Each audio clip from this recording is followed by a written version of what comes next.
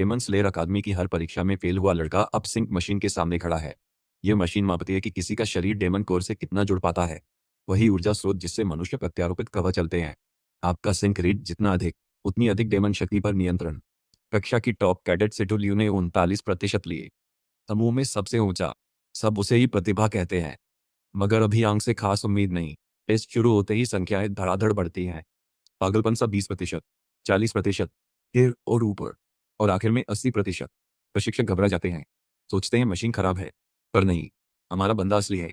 किसी को पता नहीं, यह हारा हुआ कभी मानवता का सबसे शक्तिशाली युद्ध। 8 साल पहले उसने दुनिया को लगभग मिटा देने वाले राक्षसों के खिलाफ नायकों का नेतृत्व किया। उसने खुद क्रिम्सन डेमन किंग से लड़ा और अंतिम युद्ध में आखिरी सांस लेते मरा, पर पूरी तरह न मरकर। दशकों बाद भविष्य में वह कमजोर शरीर में जागा। चेतना धुंधलाते ही वह अचानक एक योद्धा के शरीर में जागता है। चारों ओर देखकर समझता है वह किसी बूट कैंप में है, किसी और देह में फंसा। उसे लगता है शायद यह सपना है। वह अपने हाथ टटोलता है और समझता है एहसास इतना ठोस है कि यह सपना नहीं। वो अपने चेहरे को छूता है और महसूस करता है कि यह एक अलग चेहरा है। न कि उसका कूल, अजय, करिश्माई मगर हैंडसम चेहरा, और न ही उसका मजबूत धातु का शरीर। वो वहीं पर टूट जाता है। पूछता है कि वह कौन है और कहाँ है। जाहिर है वह हेलियोस क्षेत्र में एक बूट कैंप में है। कमांडर उन्हें संबोधित करते हैं, यह सुनिश्चित करते हुए कि वे समझे कि सैनिक मूल्यांकन में भाग लेने का क्या अर्थ है। कमांडर बार बार कहते हैं कि अगर युद्ध में शहीद हुए सैनिक न होते तो वे यहाँ न होते। वे कैडेट्स पर चिल्लाकर पूछते हैं, क्या वे वास्तव में जानते हैं कि सैनिक होना क्या है? तब भी हाँ कहते हैं, पर नायक नहीं। वह खुद से धीरे से बड़बड़ाता है कि जानकारी गलत है। कमांडर सुनकर पास आता है और तब उससे पूछता है, क्या तुम नहीं समझते कि सैनिक किस प्रतीक के द्योतक हैं? कमांडर उसका नाम पूछता है, लेकिन नायक नहीं जानता कि क्या जवाब दे, क्योंकि वह खुद को महानायक अंग के रूप में घोषित नहीं कर सकता। आश्चर्यजनक रूप से पुनर्जन्मित शरीर में भी उसका नाम अभी भी आंग है, और यह केवल कमांडर को और भी अधिक गुस्सा दिलाता है क्योंकि वह इसे धर्मी नाम के लिए अपमान के रूप में देखता है। वो उसे एक बेवकूफ कहता है जिसने अभी तक एक सैनिक की आत्म साधना की नींव हासिल नहीं की है। फिर उसका चेहरा जमीन पर पटक देता है। नायक पूरी तरह से निराश है कि उसका शरीर इतनी निम्न स्तर की चोट पर भी प्रतिक्रिया नहीं कर सकता, और फिर भी उसका नाम उसी के जैसा है। कमांडर दूर जाते हुए उसे धमकी भरे लहजे में बताता है कि वह उस पर विशेष ध्यान देगा। फिर पूरी भीड़ को संबोधित करने के लिए वापस जाता है। वह सभी को मूल्यांकन क्षेत्र में जाने के लिए कहता है क्योंकि अगला शारीरिक मूल्यांकन है। सैनिकों में से एक आंख को उठने में मदद करता है और पूछता है कि क्या वह ठीक है। वह खुद को लैंड सिन्हो बताता है और कहता है कि हमारे लड़के का नाम गर्व करने लायक है। तभी सामने की सफेद बालों वाली लड़की बीच में टोकती है और आंख का मजाक उड़ाती है कि उसका नाम महान नायक से मिलता है। इतना तय है, उसे हमारे लड़के और उसके नाम से जबरदस्त खुन्नस है। वैसे उसका नाम सिटोलियो है। वो उसे बचकाना कहकर चल देती है, जिससे हमारा लड़का चिढ़ जाता है। लैन से कहता है, लड़की अकड़ू है। यह सुनकर उसका नया दोस्त सचमुच हैरान होता है कि वह उसे जानता नहीं। वह उसे उनके बैच की सबसे प्रत्याशित मूल्यांकन सैनिक के रूप में पहचानता है। एक युवा महिला जिसका उपनाम कोल्ड ब्लडेड डेमन है और हेलियोस क्षेत्र के सबसे प्रतिष्ठित मार्शल परिवार सिडू नोबल फैमिली की बेटी है। आंग को सिटू नाम बहुत परिचित लगता है। वह सोचता है, इसे पहले कहाँ सुना। उसका नया दोस्त उसे फर्श से उठा देता है। पीछे से एक लड़की उनकी फोटो खींचती है और हंसकर इसे मनमोहक रोमांस कहती है। वे उसकी ओर मुड़ते हैं। वह कहती है, कृपया मुझे नजरअंदाज करे और आगे बढ़े। काम जारी रखे। नायक गंभीर चेहरा बनाए रखकर पूछता है, तुम कौन हो? लैन पूछता है, क्या तुमने अभी उनकी फोटो ली? आंग कहता है, ये फिलहाल। वह खुद को सुईजू यूं ही बताकर कहती है, आपसे मिलकर अच्छा लगा। उसने लड़कों की बातचीत को अजीब रोमांस दृश्य समझा, जो किसी वजह से उसका ध्यान खींच गया। आंग को खेद है कि वह बहुत तेज नहीं, यानी खास समझदार नहीं।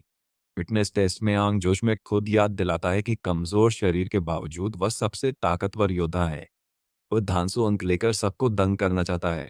परीक्षा लंबी दूरी की सहनशक्ति राउंड से शुरू होती है। अंक तेजी से निकलता है, शीर्ष स्थान पाने और नया रिकॉर्ड बनाने का लक्ष्य लिए। अंत में वह रिकॉर्ड तोड़ता है, पर लंबी दूरी की सहनशक्ति परीक्षा में सबसे अधिक समय लेता है। आखिरी आता और उसका मजाक उड़ाते हैं। दूसरा fitness test explosive arm strength. यहाँ अंक भी आखिरी आता है और उसकी कलाई में मोच तक आ जाती है। और तीसरे एक्सप्लोसिव लेग स्ट्रेंथ टेस्ट में फिर बुरी तरह फेल होता है। और फिर आखिरी आता है। लो उसे अकादमी इतिहास के सबसे खराब नतीजों पर चिढ़ाता है। लेन उसे बहलाने की कोशिश करता है, जबकि सुईजू निराश है कि शायद यही आखिरी मौका है दोनों की साथ में फोटो लेने का। जी ओटांग और अधिकारी उसके प्रदर्शन पर चर्चा करते हैं। जी कप्तान को बताते हैं कि आंक के नतीजे इतने खराब है कि उसे तुरंत हटा देना चाहिए, क्योंकि दूसरे दौर के आकलन की कोई आवश्यकता नहीं है। कप्तान मानते हैं उसकी उम्मीद कम है, फिर भी उसे दूसरे दौर के टेस्ट में शामिल होने का अधिकार है, जो शायद उसका आखिरी मौका हो। ये आदेश देते हैं दूसरा दौर तुरंत शुरू हो। इस परीक्षा वे इमारत के भीतर जुटते हैं। यह विशेष उपकरण संग तालमेल का मूल्यांकन होता है। आंग के लिए यह चमकने का मौका है। उसे याद है, पहले उसका औसत सिंक 96% से ऊपर रहता था। भले वह अभी अच्छी हालत में नहीं। उसे मालूम है मामला दृढ़ता का है। वह संदेहियों को गलत साबित करने को तैयार। ग्राफ्टिंग उपकरण को देखते हुए, जो उसके समय से 60 साल आगे का लगता है और बेहद हल्का है, वो जोश से भर जाता है। मार्शल आर्ट्स परिवार संघ प्रशिक्षित लियू को 39% सिंक रेट मिलता है, वहाँ का सबसे ऊंचा। इससे वो चर्चा में आ जाती है। कोई उसकी धमक से प्रभावित होता है कि उसे डेट करना चाहता है। लाउंज में स्कोर मिलते ही उछल पड़ती है, पर खुद को शांत दिखाती है। आंग इस लड़की को पहली कोशिश में 39% करते देखकर दंग है। नया दोस्त कहता है, लियो में भीतर छिपी आग जैसी ताकत दिखती है, और आंग भी उसे महसूस करता है। तभी लैन नोट करता है, उसका दोस्त टैग टेस्ट की चिंता नहीं करता। वह कहता है नहीं, आखिरकार वह ऐसी चीजों का आदी है। और परीक्षण जारी रहता है। कई नए पहली बार ग्राफ्टिंग उपकरण इस्तेमाल करते हैं। दर्द साफ होता है। डेमन को शुरू से जोरदार चोटकर शरीर पर दबाव डालता है। कुछ दर्द नहीं सहकर छोड़ देते हैं। पास होने को योद्धाओं को कम से कम 10% सिंक रेट चाहिए। लैन ने 24% पाया। ये सुखद आश्चर्य है। कुईजी ने भी 30% लेकर पास किया। गौतांग कहता है, यह दौर बहुत आशाजनक नई प्रतिभा दिखाता। उसका सहयोगी बताता है कि सुइजू समेत उनके समूह में कुल 6 योद्धा अलग दिखते हैं। जियाओतांग मानती है कि अच्छी संभावनाएं हैं, पर कुछ लोग स्पष्ट इसके लिए नहीं बने। फिर हमारे लड़के की बारी आती है। लोग मजाक उड़ाते, मानते कि पहले के खराब प्रदर्शन से सिंक रेट कम रहेगा। आंग को यकीन है, वे बातें वापस लेंगे। वो उन्हें दिखा देने को तत्पर है। उम्मीद है वे बहुत बड़े सरप्राइज के लिए तैयार हैं। भाई का चेहरा उसके आत्मविश्वास की कहानी कह देता है। आंग लाल कोर चुनता है, क्योंकि वह शारीरिक ताकत बढ़ाता है। उसे मालूम है, रणभूमि से 6 किस्म के डेमन कोर हैं, आमतौर पर लाल, पीले, हरे, नीले। वो मानता है, उच्च सिंक रेट की कुंजी इच्छा शक्ति है। जितनी इच्छा शक्ति, उतनी शक्ति कोर से खींचकर काबू में। जब पूछा जाए कि क्या वह तैयार है, वह बस कहता है, हाँ। शुरू होते ही लाउंज में सब पर तेज असर पड़ता है, खासकर लियू पर, जिसे भी हैरानी है कि यह आंग से है। उधर मेरा बंदा शीर्ष योद्धा की ताकत दिखाने पर अड़ा है। अब लैन को लगता है हमारा लड़का अपनी असली ताकत छिपा रहा है। जब उसका सिंक रेट 40% छूता है, सब दंग रह जाते हैं। आंग को यकीन, वह इसे 96% तक ले जाएगा, इसलिए कोशिश बढ़ाता है। योद्धा देखते हैं, रेट 60% पर पहुंचता है। जियोटांग यकीन नहीं करता। सोचता, एक लड़की बताती है, यह बढ़ रहा है। अब 80%। कुछ को लगता है अंग चीट कर रहा है या यंत्र खराब, पर हम जानते, वो बस खुद ही सबसे अच्छा साबित कर ताकत का फर्क दिखाना चाहता है। फिर उसे अजीब बदलाव महसूस होता है और वह बेहद थक जाता है। वह कहता है, आगे नहीं चल सकता। कोई पूछता, क्या मजाक कर रहा है? पता चलता, उपकरण गड़बड़ है। अंततः उसका सहायक गौतांग को समझाता है कि कोड टूट गया है और शायद दोषपूर्ण है, जिससे अजीब रीडिंग्स आई। लेकिन कमांडर को यकीन नहीं है कि यह महज एक मामूली गड़बड़ी थी। अंग फिर भी 10% के साथ पास हो जाता है। हालांकि दूसरे लोग सोचते हैं कि कोर खराब है, कमजोर शरीर इतनी ऊंची दर हासिल नहीं कर सकता। उधर हमारे लड़के का दोस्त हाल पूछने दौड़ता है, जबकि लियू जलकर सोचती है कोई उसकी चमक छीन रहा है। उसे यह नागवार है। रैन टेस्ट रूम से हमारे लड़के को निकालता है। बेचारा सोचकर आभारी है कि इतना दयनीय स्कोर के बावजूद पास हो गया। उधर सुइजी उसकी तस्वीरें लेने में लगा है, जब लैन उसके दोस्त को बचा रहा है। बाद में अंग पीछे टिककर सोचता है कि ताकत का अजीब ह्रास हुआ, मानो किसी ने पल भर में सब निचोड़ लिया। ऐसा एहसास उसे पहले कभी नहीं हुआ। उसकी इच्छाशक्ति 80% तक पहुंची थी, फिर भी घटिया कोर नहीं टूटनी चाहिए थी। जी युटांग उन्हें अंतिम टेस्ट तक पहुंचने पर बधाई देने आता है, जो राक्षसों के खिलाफ असली लड़ाई होगी। वो उम्मीद करता है कि वे सब सुरक्षित निकलेंगे। फिर उन्हें अगली टेस्ट साइट की ओर बढ़ने को कहा जाता है। अंग बीमार महसूस करते हुए पूरे एहसास के साथ चला जाता है और जाते जाते मरने की संभावना की बात करता है। कमांडर अभी तक इससे उबर नहीं पाया कि अंग का अवैध क्रिम्सन कोड टूट गया। वो उसकी क्षमता को लेकर जिज्ञासु है। वह देखना चाहता है, यह रहस्यमय नौसिखिया शिकार की अगली बड़ी चुनौती कैसे संभालेगा। दीवार के परे तीसरे मूल्यांकन क्षेत्र के घने कोहरे में कैडेट गेट के सामने इकट्ठा होते हैं, जो खुलने वाला है। अंग सोचता है कि यह पहली बार है जब वो बाहर कदम रख रहा है, और यह भी कि लोग वर्षों से अलग अलग समुदायों में कैसे रह रहे हैं। दीवार पार हमेशा घना कोहरा रहता है, इसलिए उन्हें कहा जाता है, समय न गंवाएं, चुपचाप चलें, और बाद से पहले अपना गियर फिर जांचें, वरना मारे जा सकते हैं।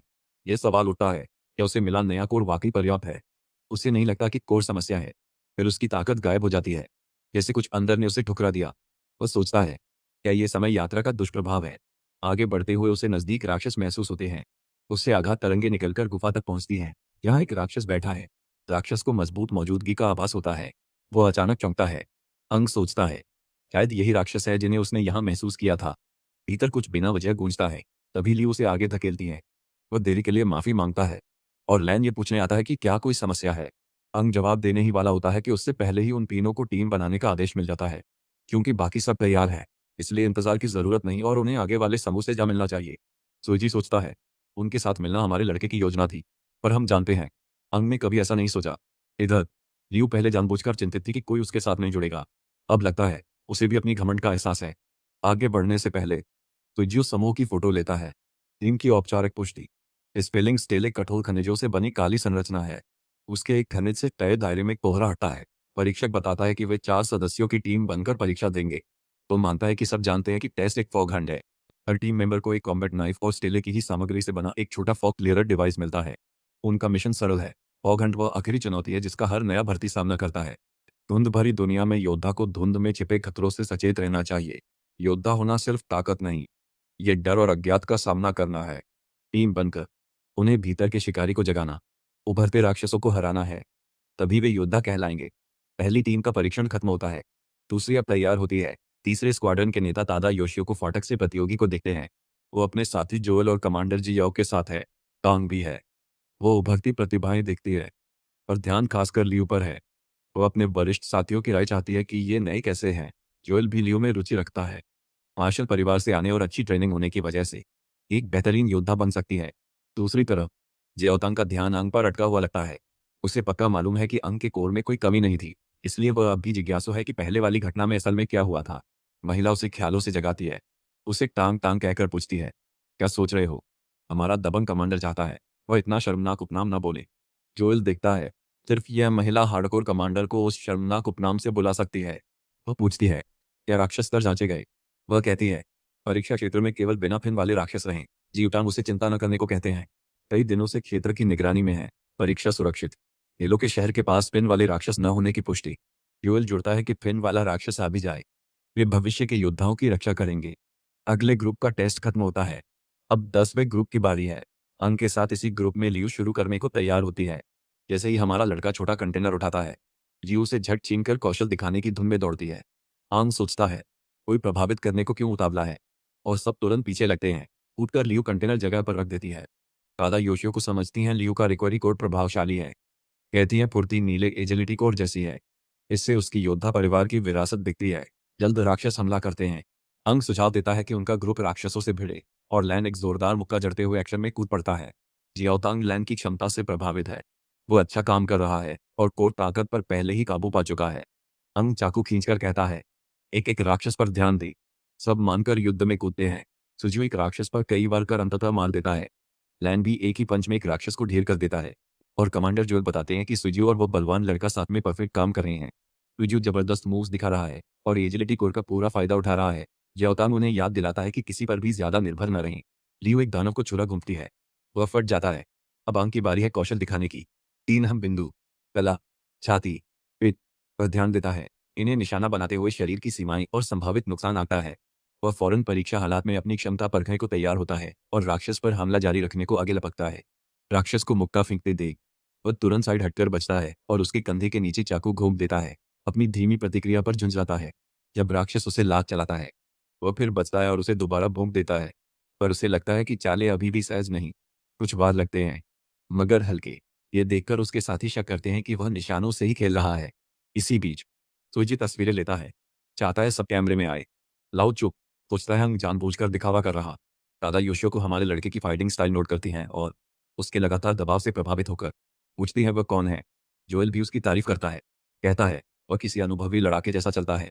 कुछ देर लड़ने के बाद अंग समझता है कि वह पुरानी शक्तियां नहीं चला सकता और थका है। हालात बुरे हैं, इसलिए वह राक्षस को तुरंत खत्म करने ठानता है। जैसे वह झपटा, अचानक कोई और प्रकट हुआ और उससे पहले राक्षस को मार गिराया।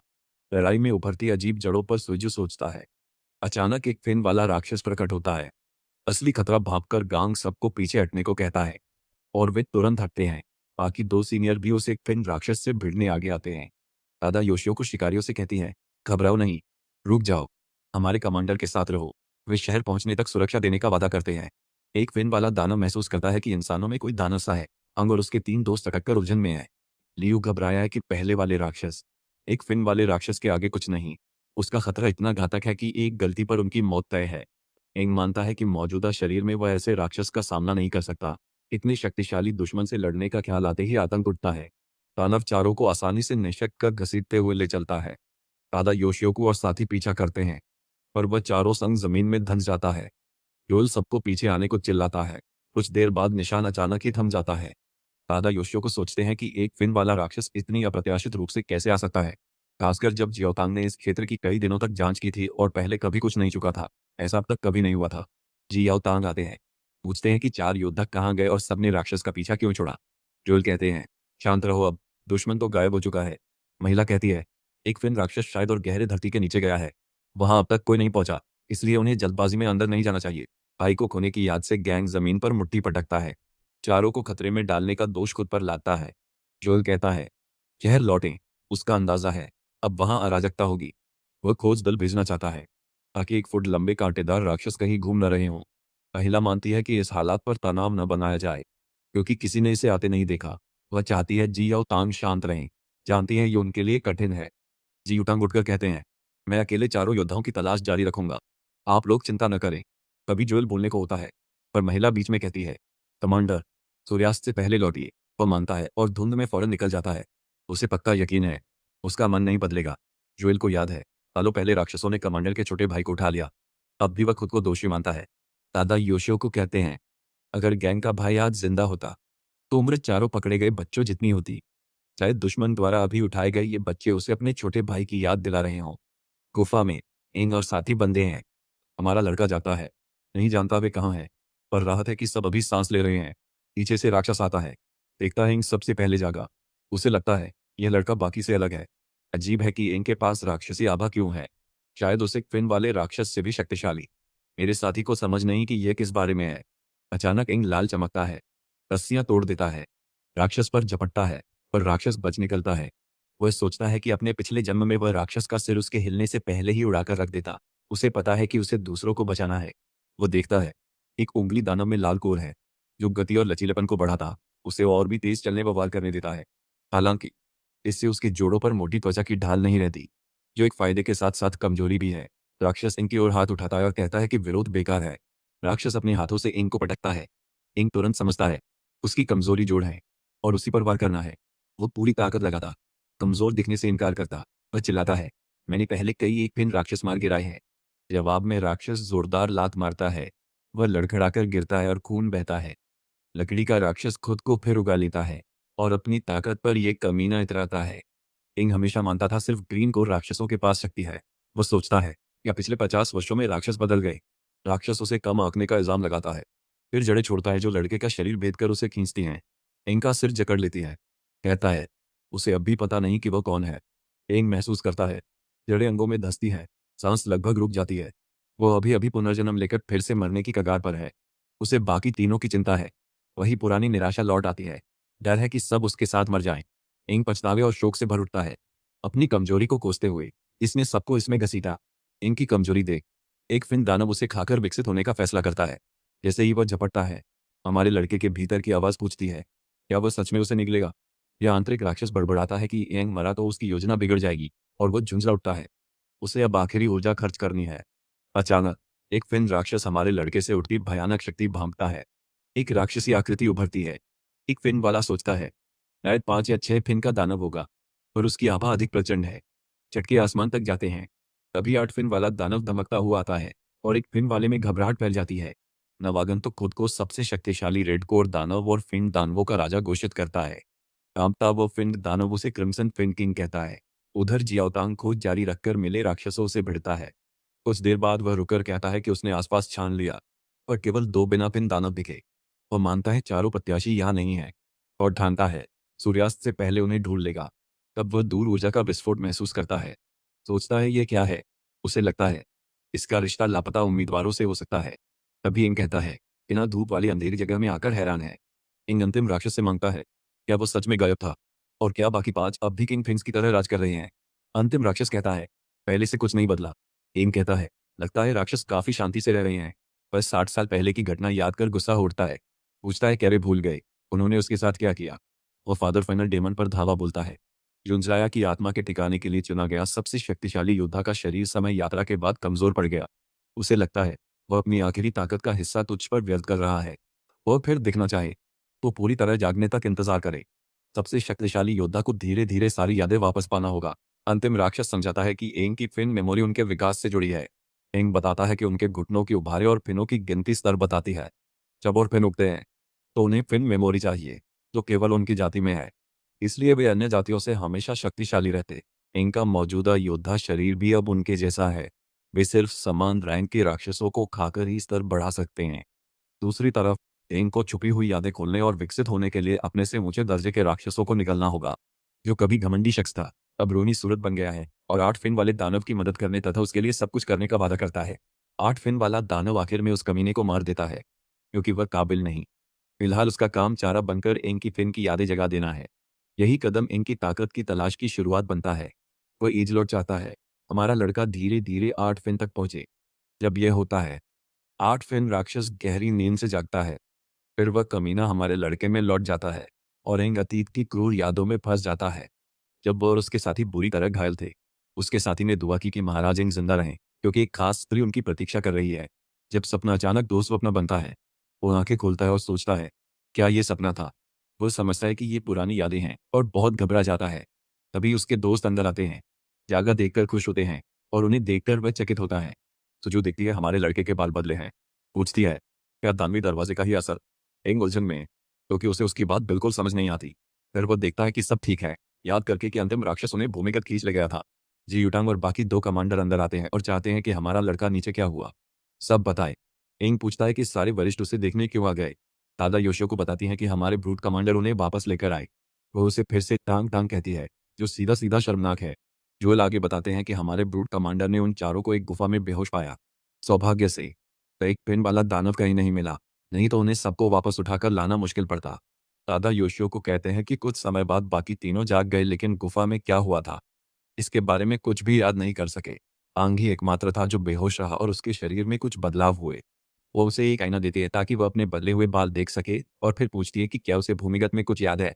आंग अपने नए रूप को घूरता है और सोचता है कि वहाँ क्या हुआ। वह अभी भी समय यात्रा के बाद जो कुछ हुआ उसका सब कुछ नहीं समझ पा रहा है। उसे याद है, गुफा में चोट लगते वह बेहोश हो गया। उसके बाद कुछ याद नहीं। वह सोचता है क्या उन्हें अपनी समय यात्रा बताए, पर चुप रहने का फैसला करता है। उसे लगता है कोई यकीन नहीं करेगा और लोग उसे पागल समझ सकते हैं। इसलिए वर्तमान पहचान बनाए रखकर सच क्या चल रहा है जानने पर ध्यान देने का इरादा करता है। आंग कबूल करता है कि वह क्षण भर जागा, देखा कि वे एक भूमिगत गुफा में थे, फिर दोबारा बेहोश हो गया। इससे जी अवतांग वहां के खून के छींटों और उन्हें किसने फैलाया पर सोचते हैं। जोएल हमारे लड़के को देखता है और याद करता है कि आंग नाम सबसे शक्तिशाली योद्धा जैसा ही है। लड़के की लड़ाई अच्छी है, पर उसमें कुछ कमी है। फिर वो पूछता है, क्या आंग ने राक्षसों से लड़ाई की है? हमारा लड़का इनकार कर बताता है कि वह दानव युद्ध में रुचि रखता, पढ़ चुका, पर असली लड़ाई का कभी अनुभव नहीं। आंग इस विषय में जानकार है। वरिष्ठ महिला हमारे ब्रूट कमांडर से कहती है, उसे प्रशिक्षित करने से हार न माने। टोंग पूछता है, योद्धा परीक्षण का क्या हुआ? सुइजी कहता है, वे पास हुए और स्टिल टीम में हैं।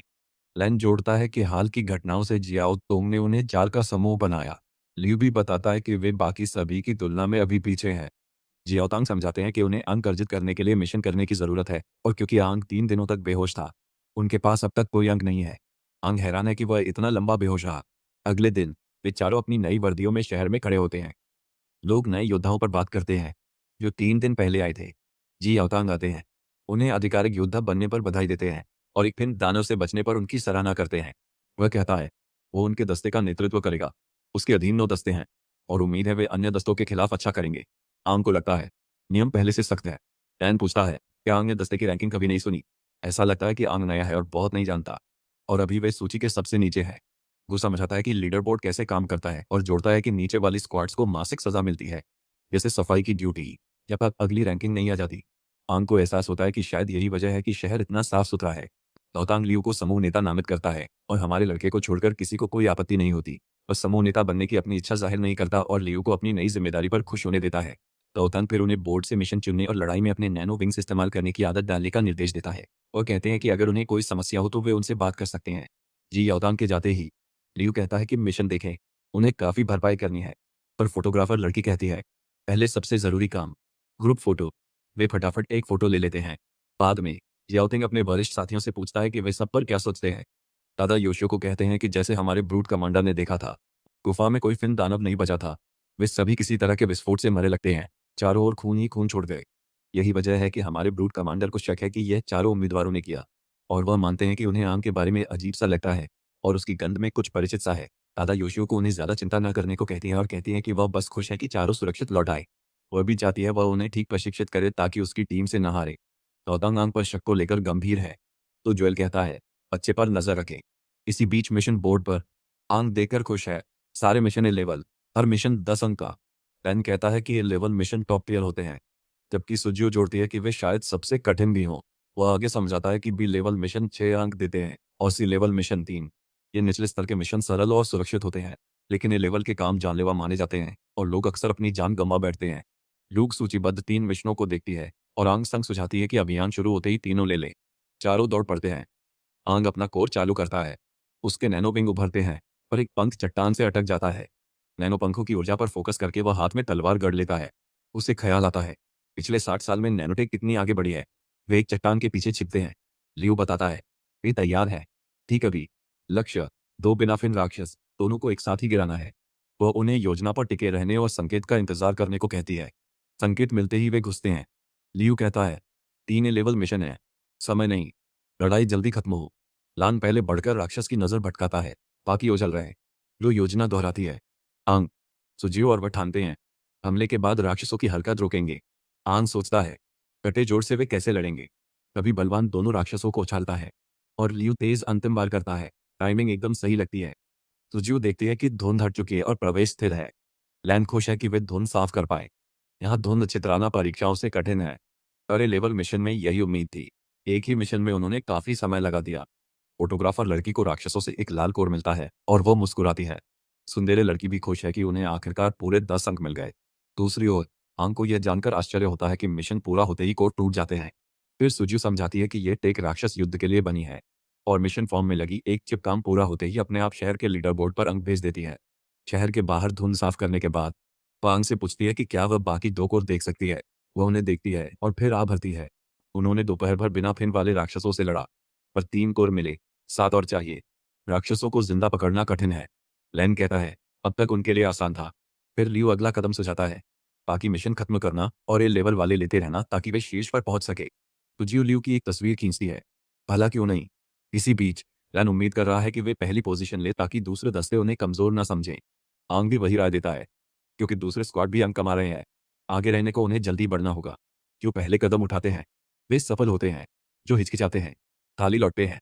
50 पार और 2 जिंदगियां जीकर भी उनके बीच वह खुद तरोताजा महसूस करता है।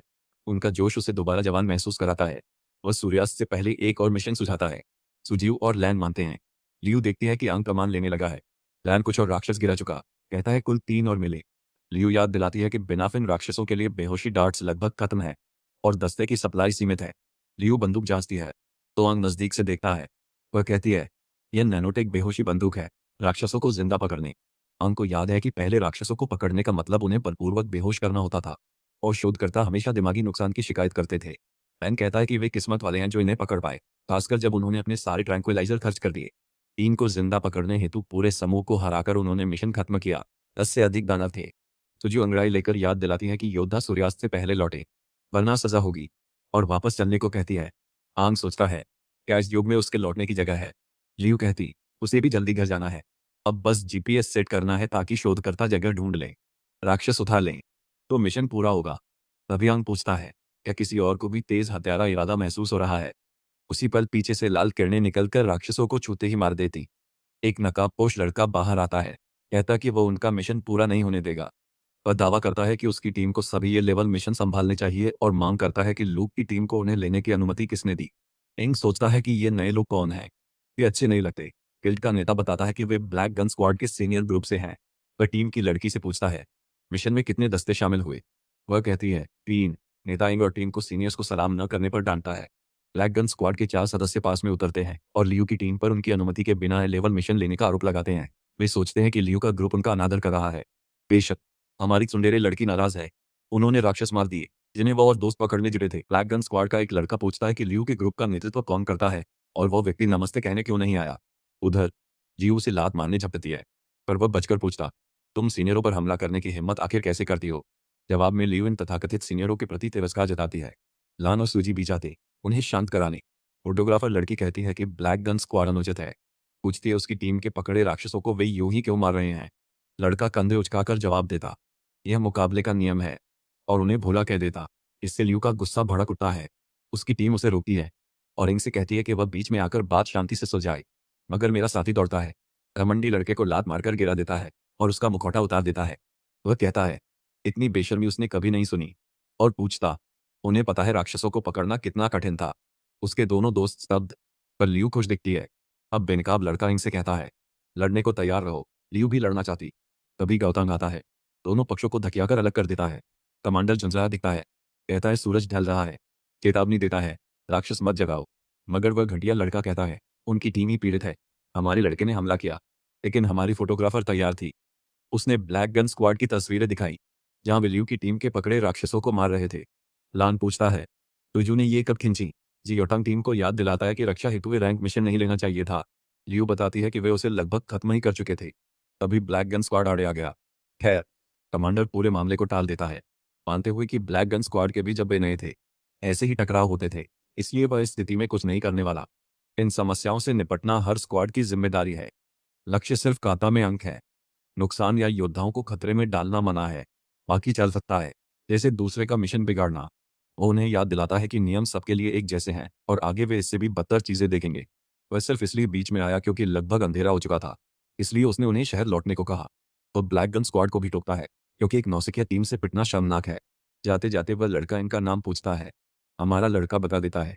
असहज होकर साथियों की तरफ मुड़ता, याद करता है कि इनका नाम महाशक्तिशाली योद्धा का है।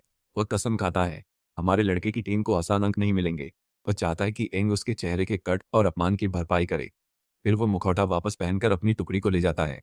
गुआंग कहता है, ब्लैक गन स्क्वाड टॉप नहीं, वे तेज है और शायद लियू के ग्रुप को फिर से बिगाड़ने की कोशिश करें। उनका नेता भी बंदूक चलाता है, भले लड़के ने दिखाया नहीं। गुआंग मानते हैं वह मजबूत है, नवागंतुक के लिए लड़ाई कहीं झुक सकती है। फिर वह हमारी टीम को शहर लौटने को कहता है। लियू उसे देखकर पूछती है, वह लापरवाह क्यों था, और लात का धन्यवाद देती है। लान रात के खाने पर दोस्त को घर बुलाता है। इंग मना कर देता है। इससे मसलहट सोचता है कि हमारे लड़के के पास कोई गुप्त योजना है। इंग मानता है, आज तीन और राक्षसों को निशाना बनाएगा। रात देर से स्पीकर्स बज उठते हैं, सबको अपनी सुरक्षा के लिए टावर से बाहर न जाने की चेतावनी देते हुए। इंग किनारे खड़ा सोचता है कि उसने बस ऐलान सुना है, किसी को घूमते नहीं देखा। उसे लगता है कि शहर लॉकडाउन में है तो करने को ज्यादा नहीं, इसलिए वह अपना घर देखने का सोचता है। गुप्त मिशन पूरा कर वह देखता है कि मुख्य फाटक पर सुरक्षा ढीली है। वहाँ केवल एक गार्ड है। उसे लगता है लोग कम हैं, या वे रात में किसी के बाहर जाने की उम्मीद नहीं करते।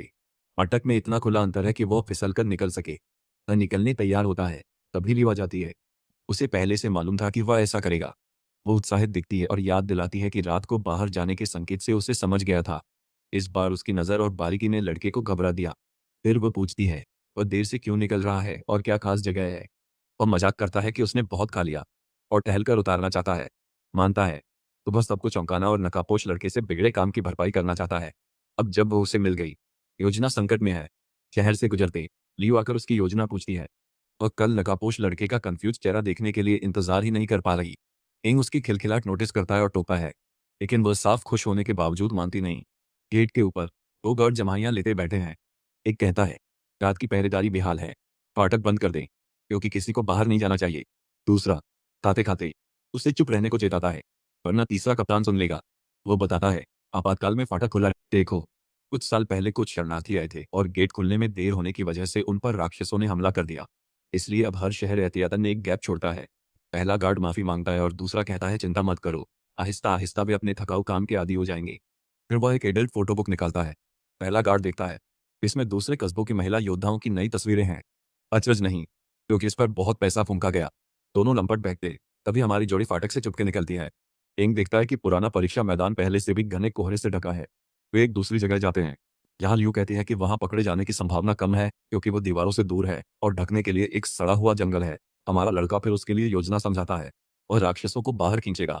उसे उनके सिर पर निशाना लगाना है, वे ताकत से उन्हें ढेर करेंगे। और धुंध में घुसते हुए कहता है, रुको। इंग पर लियू को भरोसा है, पर वह कुहासे में उसके ओझल होते बेचैन हो जाती है। उसे नहीं पता कि वह उत्साहित है या चिंतित, फिर भी केंद्रित और तैयार रहती है। लियू इंग के राक्षसों को सहजता से फुसलाने से प्रभावित है। वह हर बार एक बिना फिन राक्षस निकालता है, जिससे पकड़ना आसान होता है। उसके लिए यह बल भरी लड़ाई नहीं, मजेदार लगती है। वह इसे जल्दी सीख लेती है। इंग के संकेत पर लड़की आगे बढ़ती है। दोनों हल्के सटीक वारों से राक्षस को साधते हैं, मानो खेल रहे हो। वार करते रहते हैं, जब तक वह बेहोश न हो जाए। उसे उनके पुराने तरीके याद आते हैं। तकाइंग सोचता है कि इस नए शरीर को कितनी ट्रेनिंग चाहिए, जबकि पिछले जीवन में वह बिन फिन राक्षसों को आसानी से पकड़ लेता था। लियू याद दिलाती है कि यह अभी तीसरा राक्षस है और वह थक गई है। वह कहता है, सबको यही छोड़ दो। लड़की ठिठक कर पूछती है, क्या वह पक्का है?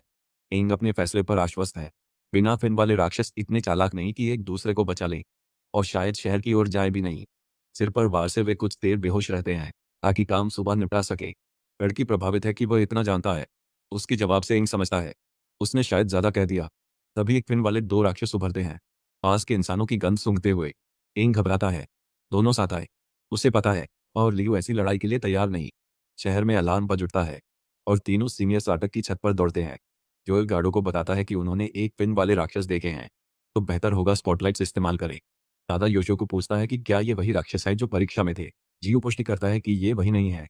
गार्ड दो एक फिन वाले राक्षसों को देख लेते हैं, जिससे जोएल सोचता है कि क्या कोई चीज उन्हें पास खींच रही है।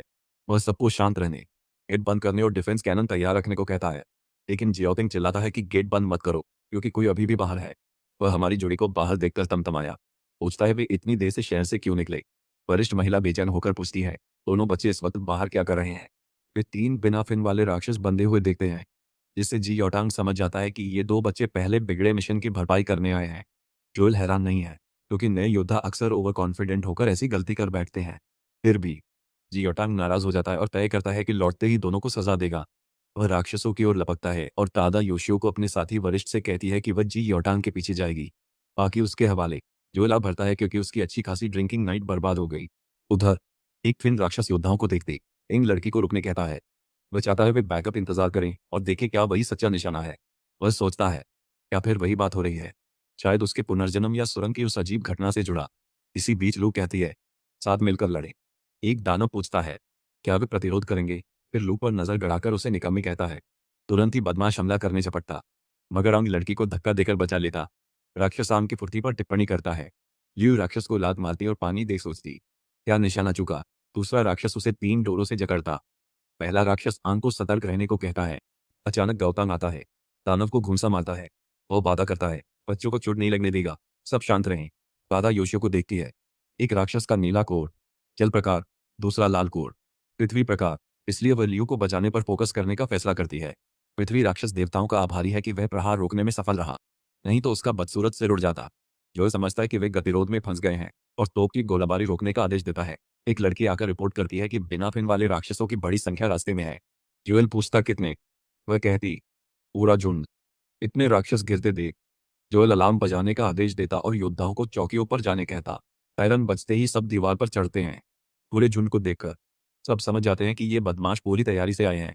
आंग देखता है कि राक्षस सीधे शहर की ओर बढ़ रहे हैं और तादा योशियो को कहती है कि वे दो एक पिन वाले राक्षसी उन्हें बुलाकर लाए होंगे। इसी बीच यू चिल्लाती है कि उसकी चिंता न करे और शहर की रक्षा करे। वह लापरवाही पर खुद को दोषी मानकर कमजोर नेता समझती है। अचानक दानव मुंह ढक देता। वह बोल नहीं पाती। जी आओ, तांग वो बाकी हटते हैं। दूसरा दानव उन पर हमला करता। हिंसक कमांडर तादा योशियो को सावधान रहने की सख्त चेतावनी देता और वह सफलतापूर्वक उन पर फेंके कुछ कांटे तोड़ती है। आंग देखता है राक्षस उसे सच में निशाना नहीं बनाते। वह एक फिन राक्षस के पास से गुजरता है। वह कहता, आगे बढ़ो। जियाओतंग देखता है राक्षस आंग को जाने देता और सोचता है, क्यों? तभी वही राक्षस फिर झपटता है, चेतावनी देता है कि सावधान न रहे तो मरेंगे। इसी बीच दूसरा दानव लियो को खींच ले जाता है। आंग को शक है, उसे कप्तानों से अलग करने की चाल। वह खुद को संभालता, अंधाधुंध धावा उसके बस नहीं। दो वरिष्ठ आंग को चिल्लाकर रोकते हैं, लियो का पीछा मत करो। एक फिन दानव के सामने तुम नहीं टिकोगे। पर आंग उसकी परिचित आंखें भूल नहीं पाता। अब उसे छोड़ नहीं सकता। चेतावनी अनसुनी कर वो उसे बचाने दौड़ पड़ता है। राक्षस लियू को जमीन पर रखता है और कहता है कि इंसान कितने दिलचस्प होते हैं। सुना है, इंसान अक्सर निराश होने पर चीखते हैं, और वह अपनी जिज्ञासा मिटाने के लिए उससे दया की भीख मांगने की मांग करता है। लियू का मुंह ढका देखकर राक्षस समझ जाता है कि वह क्यों नहीं चीख रही। ये मुंह पट्टी हटाकर उसे गिड़गिड़ाने को कहता है, पर लियू इनकार करती है। आखिर तू चीख पिन देती विनती के लायक नहीं। राक्षस पूछता है, वह उसे अयोग्य क्यों समझती है? लियू कहती है, वह योद्धा घराने से दुश्मन के आगे नहीं झुकेगी, क्योंकि कमजोरी दिखाना अपमान है। वह मौत या निष्पक्ष लड़ाई चाहती है। उसकी बातें सुन राक्षस उसे मारता है और अल्टीमेटम देता है कि उसकी मौत तय है। तभी आंग आता है। राक्षस से लियू को छोड़ने को कहता है। लड़की अकेला देखकर हैरान होकर पूछती है, वो अकेले क्यों आया? उधर राक्षस खुश है कि योजना सफल हुई और हमारा लड़का, असली निशाना, पहुंच गया। यह सुनकर लड़की सोचती है, आंग ही निशाना क्यों? लड़का पूछता है, क्या वह ठीक है? वह हाँ कहती है, पर पूछती है, वो यहाँ अकेला क्यों है? चेताती है कि वह एक पिन दानव का साथ नहीं दे पाएगा और भाग जाए। दानव फिर लियो को मारकर कहता है, चुप रहो। आंग उससे विनती करता है कि वह उसे नुकसान न पहुंचाए। कहता है, मुझे ले लो, बस उसे छोड़ दो। राक्षस अनदेखा कर हमला करता है। बोलता है, वैसे सब मरेंगे।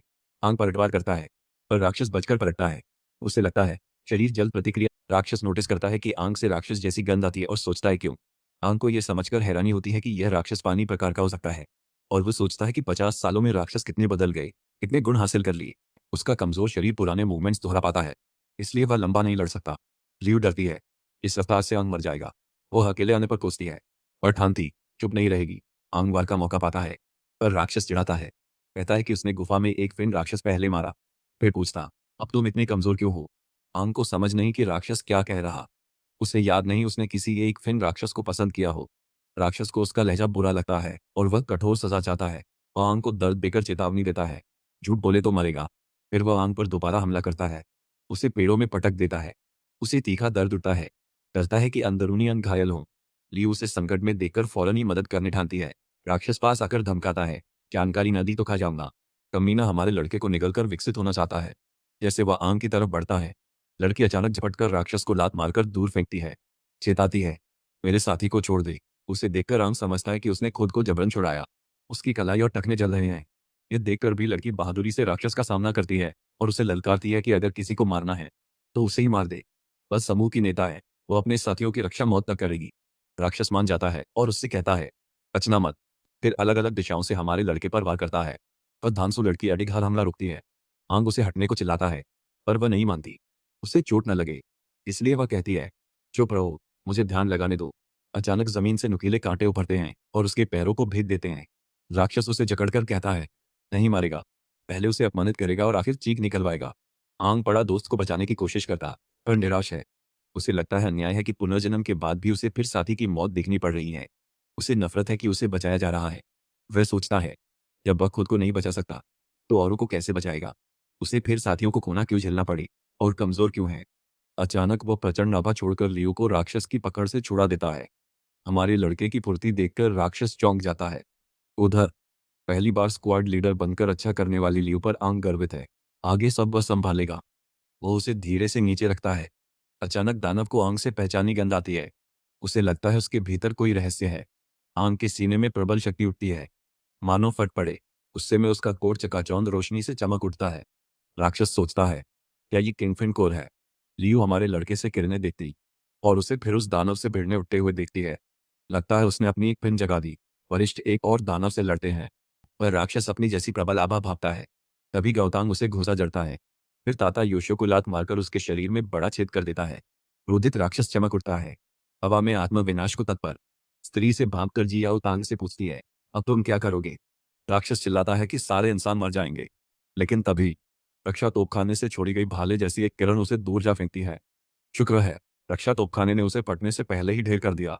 जोएल अनगिनत बिना फिन राक्षसों से लड़ते झुंड को घिरता देख बाकी दो वरिष्ठों को खतरे की चेतावनी देता है। ताता योशियो को हमारे क्रूर कमांडर से कहते हैं, हमें शहर तुरंत लौटना होगा। कैंग हमारे लड़के और लियो की चिंता करता, पर ताता योशियो को मैदान छोड़ना नहीं चाहता। याद दिलाता है, फर्ज योद्धाओं का है, सिर्फ कप्तान ही नहीं। कठोर फैसला करके वे शहर बचाने लौटते हैं। उधर एक फिन वाला दानव पूछता है कि आंग उनके जैसा क्यों लगता है, फिर भी इंसान दिखता है। लड़के के मानव फिन उसे चकित करते हैं, जो वाकई असंभव है। आंग सोचता है, क्या पुनर्जन्म ने उसे दानवी शक्तियां दी? फिर वह लियो को इलाज देता है। लड़का लड़की को आसानी से ठीक करता देख दानव चौंकता है और पूछता है, क्या तुम लकड़ी तत्व के हो? यह शक्ति शायद इसलिए है कि उसने एक फिन लकड़ी तत्व दानव अवशोषित किया। यदि वह एक फिन वाले जल राक्षस को हराकर उसे अवशोषित कर ले तो उसे जल शक्ति भी मिल सकती है। राक्षस आंग की अभूतपूर्व ताकत से स्तब्ध है। आंग पीठ के पीछे जड़ें उगाता है और कहता है, वो उसकी शक्ति अपने लिए चाहता है। जैसे राक्षस समझता है कि आंग ने लकड़ी प्रकार राक्षस सोख लिया, वह घबरा जाता है। इस कमीने को घबराते देखकर हमारा बंदा खुश होता है। उसने पिछले जन्म में कभी राक्षस को डरते नहीं देखा। वह पास जाकर कहता है, पूरी ताकत लगा, मैं शक्ति नापना चाहता हूँ। राक्षस गंभीरता से जानना चाहता है कि हमारा लड़का इंसान है या राक्षस। यह कहते ही वह कमीना हमारे लड़के पर टूट पड़ता है, लेकिन आंग के पास वो टाइप राक्षसों की सारी क्षमताएं हैं। वो बेल जैसी लताएं बुलाकर राक्षस को जकड़ लेता है। दर्द में राक्षस अपना छुपा हुआ दाम भी चला देता है। वो अपने पानी के चाबुक आंग पर झुलाता है, लेकिन मेरा लड़का बच निकलता है। राक्षस फिर झपटता है और कहता है कि वह दया नहीं करेगा। लड़ते लड़ते वह डींग मारता है कि आंग कभी असली राक्षसी ताकत नहीं समझ पाएगा। जोरदार किक पड़ती है। लड़का पेड़ों से टकरा जाता है। आंग मानता है कि वह दानव की ताकत पूरी नहीं समझता, पर अगर दानव जानता कितनी जल्दी सीखता है, तो मान लेता कि वही सर्वशक्तिशाली योद्धा है। जीतने को उसे ढलते रहना होगा। राक्षस उसकी वुड टाइप हीलिंग देखकर चौंकता है। आंग समझ जाता है। वह वार करता है। जड़ों में राक्षस को जकड़ देता है। चेहरा पकड़कर कहता है, वह इस लड़ाई से तंग है। राक्षस बिना वजह अपने भीतर कुछ अजीब महसूस करता है। अपना शरीर फटकर केवल चेहरा और एक जल क्रिस्टल छोड़ने से पहले राक्षस दावा करता है कि वह अपने शरीर को घोलकर जिंदा रह सकता है। लेकिन आंग बताता है कि उसका कोर तो बच ही नहीं सकता। अति आत्मविश्वासी राक्षस का कोर जाते ही उसका अंत तय है। वह राक्षस का जल कोर निकालता है और इस नीच को याद दिलाता है कि 7 फिन राक्षस भी उसका कोर नष्ट होने पर मर जाता है। इतना कहकर मेरा लड़का जल कोर को कुचलकर उसकी शक्ति पाने के लिए उसे पी जाता है। गटकने के बाद वह कहता है कि अभी जो राक्षसी एसेंस पिया है, उसका स्वाद बुरा नहीं था। उसके भीतर का दानव उसे और दानव निगलने, इंसान मारने को उकसाता है। वह विरोध करता है, फिर भी लियो को निगलने की चाह में उसकी ढाल पर वार कर देता है। पर इस शरीर का असली अंग साथी को चोट की सोच भी नहीं सकता, इसलिए भीतर के दानव से रुकने को कहता है। वह लियो को बचाना चाहता है, मारना नहीं। मुख्य द्वार पर योद्धा बिना फिन राक्षसों से जूझते हैं। लान देखती है कि हमारी जोड़ी गायब है, तो सुजू बताती है कि उसने सुना है 2 योद्धा चुपके से बाहर निकले थे और एक फिन राक्षस ने उन्हें निशाना बनाया। लोन ये सोचकर चौंक जाता है कि कहीं वे वही तो नहीं, लेकिन सुजू कहती है कि अभी इसकी पुष्टि का समय नहीं है। हमें राक्षसी झुंड से लड़ते रहना होगा। तो वरिष्ठ भी आकर लड़ाई में जुड़ते हैं। जोल उनके कोर के बारे में पूछता है। कप्तान कहता है, लड़ाई के बीच भी वे अब तक ठीक है। जोएल खुशी से बताता है कि एक फिन वाला दानव गिरा देने के बाद आम दानव कम संगठित हैं, घबराई झुंड जैसे बर्ताव कर रही हैं। वो मौका बुनाकर उन्हें डराकर भगाना और समय पाना चाहता है। बाकी 2 वरिष्ठ सहमत हैं। वे ऊंचे स्थान से छलांग लगाते हैं और अपने कोर से एक विशाल धमाका छोड़ते हैं। दादा योशियो को याद करते हैं कि यह दूसरी बार है जब उन्होंने अपने कोर को इतना धक्का दिया है, और जी यांग चाहता है कि उसके फायर कोर में ज्यादा स्टैमिना हो ताकि वह इस स्तर की शक्ति बनाए रख सके। जोएल कहता है कि विस्फोटक लाल कोर कितना खतरनाक हो सकता है। फिर वो ऊपर से झपटकर राक्षसों को चीरते हुए उतरता है। तो जू ये देखकर दंग रह जाती है कि कप्तान का हमला कितना ताकतवर हो सकता है। लान सोचता है कि यही एक फिन कोर की ताकत होगी और वह खुद भी उस स्तर की शक्ति पाने का सपना देखता है। कुछ देर बाद जोएल बाकी 2 वरिष्ठों का हाल पूछता है और वे कहते हैं कि वे ठीक टिके हुए हैं। उनकी योजना काम कर रही है और राक्षस पीछे धकेले जा रहे हैं। अचानक जोएल कुछ असामान्य महसूस करता है और पास आती एक आकृति की ओर इशारा करता है। वह आंग है, जो टीम लीडर को बाहों में उठाए हुए है। दादा योशियो को सोचते हैं कि वह एक फिन राक्षस कहाँ गया। जोएल देखता है और चिंतित हो जाता है। भले ही उन्होंने बिना फिन राक्षसों का मनोबल तोड़ दिया हो, आंग को उनके बीच इतने बेपरवाह नहीं होना चाहिए, क्योंकि वे पलक झपकते ही उसे जिंदा निगल सकते हैं। राक्षस आंग पर हमला करने की कोशिश करते हैं। वो तीनों कप्तान मदद के लिए कूद पड़ते हैं। मेरा लड़का उन्हें देखता है और ऐसी डरावनी घूर डालता है कि वे उल्टे पांव लुढ़क जाते हैं। फिर राक्षस भाग खड़े होते हैं और झुंड के पीछे हटते ही योद्धा खुशी मनाते हैं। कुछ लोग पूछते हैं कि राक्षस अचानक क्यों भागे, अंदाजा लगाते हुए कि शायद वे कप्तानों से डर गए। दूसरे भी सहमत होते हैं, कहते हैं कि इतनी बड़ी शक्ति का प्रदर्शन देखकर वे घबरा गए होंगे। सभी अपने कप्तानों की बहादुरी और ताकत की तारीफ करते हैं। जी याओतांग सोचते हैं, क्या ये सचमुच उनकी और उनके वरिष्ठ साथियों की करतूत थी? फिर मानना पड़ता, हमारे लड़के का भी हिस्सा रहा होगा। आंग सामान्य होते ही देखता है, कप्तान उसकी ओर आते हैं। वह मन में 8 फिन दानव का सपना देखता है, जो शेकी करता कि आंग उसकी शक्तियों पर निर्भर था। लड़का पूछता है, ये कौन है? राक्षस कहता है, वे पहले मिल चुके हैं, 50 साल से अधिक पहले, इसलिए आंग को याद न हो। लड़का समझता है, यह 8 फिन वाले राक्षसों में से एक है और पूछता है, ऐसे कितने हैं? राक्षस कहता है, जवाब समय पर मिलेंगे। फिर वह प्राणी अचानक आंग के सामने आ जाता है और खुद को क्रिम्सन किंग फिन बताकर परिचय देता है, जो उनकी जाति का सबसे शक्तिशाली है। समझ लेता है, हमारा लड़का उससे नहीं डरता। यह सर्वशक्तिशाली योद्धा सुलभ है। उसके मन नियंत्रण विरोध की हिम्मत सराहता है। क्रिम्सन किंग वादा करता है, उसे चोट नहीं पहुंचाएगा। हमारा लड़का पूछता है, राक्षस ने उसका शरीर क्यों चुना? पुराने का क्या हुआ? तभी एक और 8 फिन राक्षस आंग के पीछे से आता है। उसका चेहरा छूकर कहता है, तुम समझोगे बाद में। वह समझाता है कि आंग का शरीर अब क्रिम्सन की शक्ति से बंधा है और दोनों की भलाई के लिए लड़के को मेहनत करके लेवल बढ़ाना होगा। समय के साथ वे दोनों पूर्णता के और करीब आएंगे। आंग गुस्सा हो जाता है क्योंकि उसे पसंद नहीं कि ये राक्षस इंसानों को नीच समझते हैं। खड़े होते ही वह राक्षस को घूंसा मारता है। हकीकत में आंग अचानक सपने से जाकर झपटता है और लियो की शर्ट जकड़ लेता है, मानो घुसा देगा। लियो के भरे पूरे स्तनों पर नजर पड़ते ही वह होश आता है। लियो ही उसे थप्पड़ मारती। बाकी उसे दबोचकर पूछते हैं, क्यों किया? तभी उसके पिता झुनगोंग आते हैं और कहते हैं, उद्धारकर्ता को दुश्मन मत समझो। बाकी उन्हें गुरु कहकर प्रणाम करते हैं। लियो उन्हें पिता कहती है। संदर्भ के लिए योएल हमारे लड़के को बताता है कि जुनगोंग सिटू परिवार के मुखिया हैं। वह हैरान है कि आंग उन्हें नहीं पहचानता, जबकि वह भी हेलियोस से है। यह सब हमारे लड़के को समझ आने लगता है, क्योंकि वे उसकी टीम लीडर के पिता हैं। यह आदमी बेटी बचाने के बदले उसका ख्याल रखता होगा, इसलिए शुनगोंग से परेशानी के लिए माफी मांगता है। बड़े साहब बल्कि हमारे लड़के को बेटी बचाने पर धन्यवाद देते हैं। पिटू परिवार की ओर से बोलते हुए वह तीनों कप्तानों को कहता है कि वे कुछ समय तक प्रशिक्षण क्षेत्र में ठहर सकते हैं और बताता है कि उस रात राक्षसी झुंड पर जीत की खुशी में जश्न होगा। तीन कप्तान असुविधा के लिए माफी मांगते हैं, पर चुनगोंग हंसकर कहते हैं कि मैंने तुम्हें बड़ा होते देखा है, इसे घर जैसा ही मानो। वह जोड़ते हैं, लियो स्वभाव से जिद्दी है, तो जरूरत पड़े तो उसे नियंत्रण में रखें, बिना कोई नरमी दिखाए। जुनगोंग सब संभालने की बात कहकर आंग और तीनों कप्तानों को छोड़कर बाकी सबको विदा कर देते हैं। अकेले होते ही ग्याओतांग हमारे लड़के पर शक जताता है और उससे परीक्षा के समय दिखे उस एक फिन राक्षस और हाल की राक्षसी भीड़ के बारे में जो कुछ भी वो जानता है सब उगलवाना चाहता है। बाकी वरिष्ठ भी यही जवाब चाहते हैं। आंग उसकी छात्र टीम में नहीं है, फिर भी वह शक बर्दाश्त नहीं करता और चाहता है कि जूनियर बात उगल दे। बेशक आंग पूछता है कि क्या वे सच में गंभीर हैं, उन्हें याद दिलाते हुए कि वह और लियो किसी तरह उस एक फिन राक्षस से बच पाए थे। योल बताता है कि बाकी दो वरिष्ठों को सिर्फ एक राक्षस हराने के लिए मिलकर लड़ना पड़ा, तो आखिर इस बच्चे ने अकेले उस राक्षस को कैसे हरा दिया। वह पूछता है कि आंग कैसे बच निकला। जोएल बार बार कहता है कि यह लड़का राक्षसों से मिला है, इसलिए वे उसे हर बार फिसलने देते हैं। भीतर आंग सोचता है कि अपना गुप्त राज खोले और जोखिम उठाए कि वे उसे वहीं अभी मार दें। उसे डर है कि वे उसे इंसान नहीं मानेंगे और अंदर की राक्षसी शक्ति के कारण खतरा समझेंगे। जोएल का गंभीर चेहरा बताता है कि वह सच्चाई चाहता है और बिना उसके मानेगा नहीं, वरना वह हमारे लड़के का सामना करने को भी तैयार है। यह देखकर आंग सोचने लगता है कि शायद उसे आखिरकार उनसे लड़ना ही पड़े। बाकी सब चुप हो जाते हैं। दादा योशियो को बीच में बोलकर साथी कप्तान को चुप करा देती है। कहती है, केवल 4 फिन राक्षस मानव रूप ले सकता है, और आंग वैसा नहीं लगता। ऊपर से ऐसा राक्षस उनके छोटे समुद्र स्तर कस्बे में भला क्यों आए। और बलवान कप्तान कहता है कि राक्षस स्वार्थी हैं और किसी को नहीं बचाते, क्योंकि आंग ने लियो को बचाया। होतांग आश्वस्त है कि यह लड़का राक्षस नहीं हो सकता। जोएल जूनियर की पीठ थपथपाकर शुरुआती आक्रामकता को मजाक बताने की कोशिश करता है। वह मानता है कि आंग और लियो लगभग मारे जाते और बहुत थके होंगे। रिपोर्ट में लियो बताती है कि एक पेन दानव से लड़कर वह बेहोश हुई, बात की याद नहीं, इसलिए वरिष्ठ जानना चाहती है आंग उसे बाहर कैसे लाया। महिला जानना चाहती है कि आंग ने सच में अकेले एक पंख वाले दानव को हराया। वह मन में याद करता है कि उसने उसे हराया था और कभी नहीं सोचा कि इसे कैसे छिपाए। वह कहता है, मैं अनोखी क्षमता वाला जीनियस हूँ। वह कहता है कि वह थोड़ी देर तक अपने कोर की शक्ति तुरंत बढ़ा सकता है, जिससे वह अपनी सीमा से आगे जाता है। यही उसका छिपा दाम है। दादा योशियो को कहते हैं, आंग का वर्णन उनके कोर की विस्फोटक शक्ति चैनल करने की पद्धति जैसा है। माई गाय साथ देता है, पर निश्चित नहीं कि वे उसकी बाकी कहानी मानेंगे। जोएल सोचता है, क्या वह सच कह रहा है। टैंग गुफा की घटना याद दिलाकर पूछता है, टैंग चाहता है कि वह गुफा के राक्षस को हराने के लिए भी वही चाल अपनाए।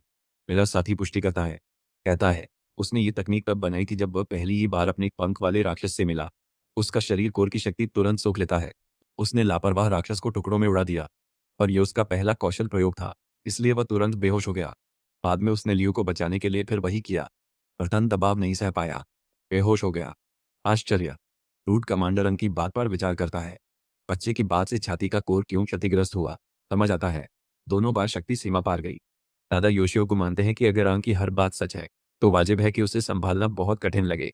और कहती है, उनकी तकनीक मिलती जुलती है, पर उन्होंने विस्फोटक शक्ति से होने वाला नुकसान घटाने का प्रशिक्षण लिया, क्योंकि आंग इसे उनकी तरह नहीं साध पाता। महिला चेतावनी देती है कि संभालना सीखने तक फिर कोशिश न करे। जी यूटांग भी सहमत है, हालांकि वह हमारे लड़के से स्पार करना चाहते हैं ताकि अपने छात्र की क्षमता परख सके। आखिर वे खुले मैदान में पहुंचते हैं। अंग कमांडर से भिड़ने को तैयार होता है। उसे महसूस होता है कप्तान अब भी उस पर भरोसा नहीं करता। गैंग पूरी तैयारी में खड़ा है, अंग को पहले बार का मौका देता है। लड़का खुद को कसता है, सोचता है, गैंग जैसे से लड़े कैसे। देखिए, हमारे लड़के की मौजूदा ताकत उसकी पुरानी क्षमताओं से कम है। उसका शरीर पूरी लड़ाई नहीं झेल सकता, इसलिए वह भीतर की दानवी शक्ति इस्तेमाल करने पर दुविधा में है। अचानक गैंग झपट कर हमला करता, पर वह फौरन ही बच जाता। टक्कर से कुछ इलाका तबाह। दादा योशो को ब्रूट कमांडर पर चिल्लाते हैं, संयम रखो। वह शख्स अपने छात्र की प्रतिक्रिया गति की तारीफ में लगा है। प्रतिक्रिया गति बढ़िया है। अंग समझता है कि वह पुराने जीवन के अनुभव पर टिका है और सीमा के करीब है। गौतांग फिर वार करता है, हमारा लड़का बचता है। फिर से गुतुंग प्रशिक्षण मैदान के बड़े हिस्से ऐसे उजाड़ देता है मानो यह उसका पिछवाड़ा हो। कप्तान झट से अंग की गर्दन दबोचकर पूछता है, बस इतना ही। अंग समझता है कि वह छूट नहीं सकता और उसे बगल की दीवार पर ही दे मारा जाता है। जोएल दिखता है, उसे लगता है कप्तान हद पार कर रहा है, और वह कहता है, उसे रोकें। लेकिन दादा योशियोको को यकीन है, हमारा क्रूर कमांडर बेवजह किसी को चोट नहीं पहुंचाएगा। वही बड़ा गुंडा अपने छात्र का मजाक उड़ाते हुए पूछता है, क्या वह जीनियस कहलाने लायक है। अंग अपमान सह नहीं सकता। उसे याद है योद्धा उसे राजा कहते थे। वह सोचता है, अगर जीतांग उसकी असली पहचान जानता तो बदलता। वह अलग पेश आता, खुद को प्रतिभाशाली कहकर। अंग समझता है उसे साबित करना है। वह अब कसर छोड़ राक्षसी शक्ति अपनाता है। वह आभा छोड़ता है, जिससे दादा योशियो वह वरिष्ठ को चुनौती देता है। अब हमला उसकी बारी है। क्रूर कप्तान छोटे छात्र से उठती प्रचंड आभा महसूस करता है। अंग मानता है कि दैत्य शक्ति से वह छाती के घटिया कोर को बेहतर चला सकता है। उसे यकीन है कि सोच बदलकर ही वह शरीर की पूरी क्षमता खोल सकता है। जो सोचता है, तब वह भी तालमेल में सुधार महसूस करता है। उधर महिला सवाल करती है कि हेलियोस जैसे छोटे शहर में अंग जियाओ जितना प्रतिभाशाली कोई कैसे हो सकता है। टांग यह भी नोटिस करता है कि अंग की सिंक्रोनाइजेशन दर 40% तक पहुंच गई है और अभी भी बढ़ रही है। तुलना में लियू की दर 39% है। हमारा लड़का अब उसे पार कर चुका। काई वरिष्ठ को चिताता, ध्यान दो, दौड़कर प्रतिद्वंद्वी पर घुसा जड़ता। पुटिन को एहसास होता है कि अब बच्चा दोगुना तेज हो गया है, लेकिन हमारा लड़का इसे टालता हुआ कहता है कि उसका सुधार तो बस मामूली है। कन समझता है। अंग उसके सुस्त पड़ते पलों का फायदा उठाकर उसे उलझाने के लिए नीचे वार करता है। वह यह भी देखता है कि लड़का लापरवाही से नहीं लड़ रहा। फिर मेरा आदमी कप्तान को दोबारा लात मारता है। करीब से देखते जोएल हमारे लड़के के लगातार हमले मजबूर होकर नोटिस करता और सोचता, उसने अच्छा लड़ना कहाँ सीखा। उसी वक्त बड़े साहब चुनगोंग आते हैं और चेतावनी देते हैं कि जियो तांग जैसे सख्त लड़ाके के बहुत पास खड़ा रहना सुरक्षित नहीं है। दोनों वरिष्ठ फौरन उनके पास जाकर बात करते हैं। उनके युद्ध क्षेत्र को स्पैरिंग के लिए इस्तेमाल करने पर माफी मांगते हैं और हुई असुविधा के लिए भी क्षमा चाहते हैं। बड़े साहब टूटे हुए फर्श को देखते हैं और पूछने पर मजबूर हो जाते हैं कि क्या अखाड़े को हुआ इतना नुकसान बस असुविधा कहलाएगा। बेशक, दोनों वरिष्ठ वादा करते हैं कि वे इसे ठीक कर देंगे। शुनगुम कहते हैं, ठीक, और अंक को लेकर उत्सुक होते, जिसका नाम महाबली योद्धा जैसा है। वह सोचते हैं, बच्चा कप्तान के हमलों से कैसे निपटेगा। लड़ाई में ब्रूट कप्तान लड़के का पैर पकड़कर मात देने चलता है। चुन बढ़ते हैं। इसी बीच गुम बताता है, जियातांग हमेशा ऐसा करता है। मौका मिलते ही सटीक पलटवार। राक्षसों से वर्षों की लड़ाई ने उसका निर्णय बेहद पैना कर दिया। लेकिन जब सबको लगा कि अब अंग ही हारने वाला है, अंग अपनी तेज चालों से खेल पलट देता है और उतरते ही कप्तान के सिर पर जोरदार वार कर देता है। एक ठोस प्रहार। कप्तान को समझ नहीं आता कि अभी क्या हुआ, तो अंग अपनी रणनीति समझाता है। मानव खोपड़ी मजबूत है, पर आंखों के बीच की जगह नरम होती है। वो चोटें खाते हुए भी फिर वार करता है और गावतांग अटक खड़ा रहता है। दर्शक हतप्रभ, स्तब्ध है। अंग प्रचंड धमाका छोड़ता है, जमीन तोड़ देता है। एक ही बार में आक्रमण रक्षा दिखाता है। वह राक्षस की शक्ति को और आगे अधिक बल से धकेलने का निर्णय करता है। वह फिर जोरदार वार करता है। गुआम डरकर पीछे हटता है। दानव पल भर गायब होकर उसके पीछे प्रकट होता है। दादा योशियोको स्तब्ध है। जब अंग धूल से कप्तान के ब्लाइंड स्पॉट में फिसलकर उसकी चाल उसी पर पलट देता है। यह देखकर बड़ा साहब टिप्पणी करते हैं, यह लड़का बेहद प्रतिशोधी है और बहुत जल्दी सीखता है। जब उसका अपना मुंह उसी पर चला दिया जाता है, तो ब्रूट गुस्से में आ जाता है और अपने छोटे प्रतिद्वंद्वी को चेतावनी देता है कि यह उसकी चाल थी और इसे वह किसी से बेहतर जानता है। चुनगोंग समझ सकते हैं कि कप्तान अपने छात्र के सामने अपनी धार खो रहा है। उधर अंग मुक्का मारता, पर जानबूझकर चुकता है। इससे गुंडा चौंकता है। वह सोचता क्यों अंग चुका। जवाब में मेरे साथी ने बताया कि अपने वरिष्ठ की आदत सीधे लड़ने के बजाय प्रतिद्वंद्वी को रोकर सिखाना। अंग ने मौका भुनाया और कप्तान को हेडबट मारा। उसकी नजर धुंधली पड़ी और वह कुछ पल के लिए दृष्टि को बैठा। इससे लड़के को अंतिम बार का मौका मिला, पर उसने जानबूझकर चुका, क्योंकि वह बस अपनी कौशल और ताकत साबित करने आया था। अब शुनगोंग अंग की असल क्षमता को लेकर उत्सुक है। फाटक खुलता है। कुजू दोस्तों संग अंदर आती है। वो उन्हें याद दिलाने आई है कि खाना लगभग तैयार है और लियू के परिवार ने बड़े कमरे में भरपूर दावत लगाई है। आगे दिखते ही वह चारों ओर की तबाही देखकर दंग रह जाती है। अंग फटाफट सारा दोष कप्तान पर डाल देता है। इस बीच जोएल ब्रूट कप्तान को दयनीय तरह से हारने पर चिढ़ाता है। फिर बड़े साहब बातचीत रोकते हैं, याद दिलाते हैं कि स्पैरिंग खत्म हो चुकी है और सभी को खाने के लिए बुलाते हैं। अंग भी भूखा है और निमंत्रण के लिए शुनगोंग को धन्यवाद देता है। शुनगोंग अंग के संकल्प, शक्ति, नियंत्रण और युद्ध अनुभव पर सोचकर नतीजा निकालते हैं कि यह लड़का संभावनाशील है। हमारा लड़का आगे बढ़ता है, कृपया। पिता लाडली को चिढ़ाते हैं। दोनों का मिलान करके उसे शर्मिंदा करते हैं। बाद में सब रात के खाने पर जुटते हैं। चुनगोंग जाम उठाकर नगर की ओर से बोलते हैं, वे सबकी रक्षा हेतु धन्यवाद। लड़ने वाले योद्धाओं का सम्मान करते और बेटी को बचाने के लिए अंग की विशेष सराहना करते हैं। वो उठकर कहता है, मुझे धन्यवाद की जरूरत नहीं। पर जब शराब का घूंट लेने होता है, कमांडर उसे चपत लगाता है, याद दिलाकर कि वह अभी नाबालिग है। और हमारा लड़का कहता है कि वह 18 का है और यही वजह से वह योद्धा परीक्षा में शामिल होने का हकदार था। माहौल खुशनुमा है। बड़ा साहब बेटी की ओर मुस्कुराते हैं, अब भी उसे हमारे लड़के संग जोड़ते हुए। फिर हम पिता और बेटी की आखिरी बातचीत पर लौटते हैं। वह मानता है कि लियू बहुत कुशल है और अंग की प्रतिभा उतनी ही अच्छी। इसलिए यदि लड़का इतना योग्य है, लियू जैसी मजबूत लड़की उसे पसंद कर सकती है। लड़की सोचकर मानती है, आंग थोड़ा नादान है। फिर सोच छोड़कर खाने लगती है। सूजी बोलना शुरू करती है, खाना बढ़िया है, शाही लगता है। याद रखें, लैन भी यहाँ है। वो हमारे लड़के से पूछता है कि उसने उसे क्वीन वाले दानव को कैसे हराया। जोटांग बताते हैं कि आंग ने अपने कोर से बहुत शक्ति खींची, जिससे वह थोड़े समय ताकतवर हुआ। दादा योशियो को कहते हैं, यह वैसा है जैसे कप्तान अपना कोर चलाते हैं, पर आंग ने मौत से बचने की ताकत पाने जोखिम लिया। बिना प्रशिक्षण खतरनाक था। शरीर को बहुत चोट लगी। इसे इस्तेमाल करने से स्थायी नुकसान हो सकता है। आंग और जी और टैंक को स्पार कराना वाकई आंखें खुली। बच्चे की ताकत चौंकाती है, पर और प्रशिक्षण चाहिए, नहीं तो अंदर से टूट सकता है। हमारा लड़का जानता है कि अगर वह उन्हें बता दे कि उसने 2 एक पिन वाले राक्षसों से कोर अवशोषित किए हैं और उसके पास लकड़ी तत्व की उपचार अपनी जल्दी ठीक होने की शक्ति बताना बहुत ज़्यादा होगा। वह साथ निभाने और असल बात अपने तक रखने का फैसला करता है। वो मानता है कप्तान सही थे, इसलिए वह बेहोश हुआ। स्पष्ट है, उसे शरीर को और प्रशिक्षित करना होगा। नाम की क्षमता पर चकित है। कहती है वह अद्भुत है, चाहती है वे कभी पीछे न रहें। लू भी उसके कौशल से चकित है और अब समझ गई है कि वो उसे कैसे बचा पाया। निर्दयी कमांडर बताता है कि पहले मिशन बिगाड़ने पर वे आंग और लू को सजा देने वाले थे, पर एक पंख दानव को हराने से उन्हें छोड़ दिया। वह चेतावनी देता है, दोबारा वैसा बर्ताव न करें। जोएल उन्हें यह भी याद दिलाता है कि आराम करने का समय नहीं है क्योंकि स्क्वाड प्रतियोगिता अभी भी जारी है। इसकी बात करें तो सदायो को बताता है कि लू की स्क्वाड आखिरी स्थान पर है और उसे अगले दिन से कड़ी मेहनत करने की जरूरत है। खैर, मेरे आदमी को यकीन है कि उसकी स्क्वाड शीर्ष पर होगी। फाइनल कठिन लेवल मिशन। लाओ टीम से बात कर तय करती है। अधिक अंक है तो मोटी भीड़ को निशाना और अन्य समूहों को चुनौती देंगे। रैगगन स्क्वाड का लीडर हमारी लड़की का मजाक उड़ाता है कि उसने उन्हें चुनौती देने जैसा साहसिक फैसला लिया और उसे पिछली बार मिली लात की याद दिलाता है। लू उस आदमी की बकवास नहीं सहती और उसे 10 पॉइंट द्वंद्व की चुनौती देती है। वे कमीने चुनौती शौक से स्वीकार करते हैं। पहले जो हुआ उसका हिसाब हमारी स्क्वाड से चुकाने को वे पूरी तैयार है। दृश्य नगर के स्पेलिंग अखाड़े में पहुंचता है, जहां सबको द्वंद्व की खबर मिलती है और चर्चा होती है। रैगगन नेता हमें याद दिलाता है कि दर्शक बढ़ रहे हैं, अभी पीछे हटना देर नहीं है। चेतावनी, ब्लैक गन स्क्वाड लू की टीम को धमकाए तो बदनामी। मेरा आदमी, नतीजा अनिश्चित, बातें नहीं मुक्के। सौभाग्यवश विरोधी की उपनेत्री, कमीनों का दावा, लू संग हमें काबू करेगी। मेरा बंदा विरोधियों से कहता है, लू को लड़की समझकर कम मत आंको, वो औसत से बहुत ऊपर है। हमेशा की तरह फोटोग्राफर तस्वीरें लेने लगती है ताकि वह लू के दिखाने वाले हर धमाकेदार लड़ाई दृश्य को साफ साफ कैद कर ले। ल्यू अपनी प्रतिद्वंद्वी से कहती है, कसम तुरंत पाने को लड़ाई जल्द खत्म करो। लगता है वाइस लीडर जानती है कि लू सिद्धू परिवार से है, इसलिए वो उम्मीद करती है कि वो कुछ रोचक दिखाए। लू हमला करने झपटती है और लड़की उसका वार रोकती है। लड़की सोचती, ग्रीन कोर रिकवरी टाइप होकर भी लू ब्लू कोर एजिलिटी टाइप जितनी तेज कैसे चल रही है। लू लड़की को निहत्था कर कहती है कि अनुभवी टीमें टीम रणनीति अपनाती हैं, पर व्यक्तिगत कौशल कई बार काफी नहीं होता। टीम बनकर लड़ना कारगर है, पर निजी कौशल भी मायने रखता है। दर्दनाक डंक, एंटन।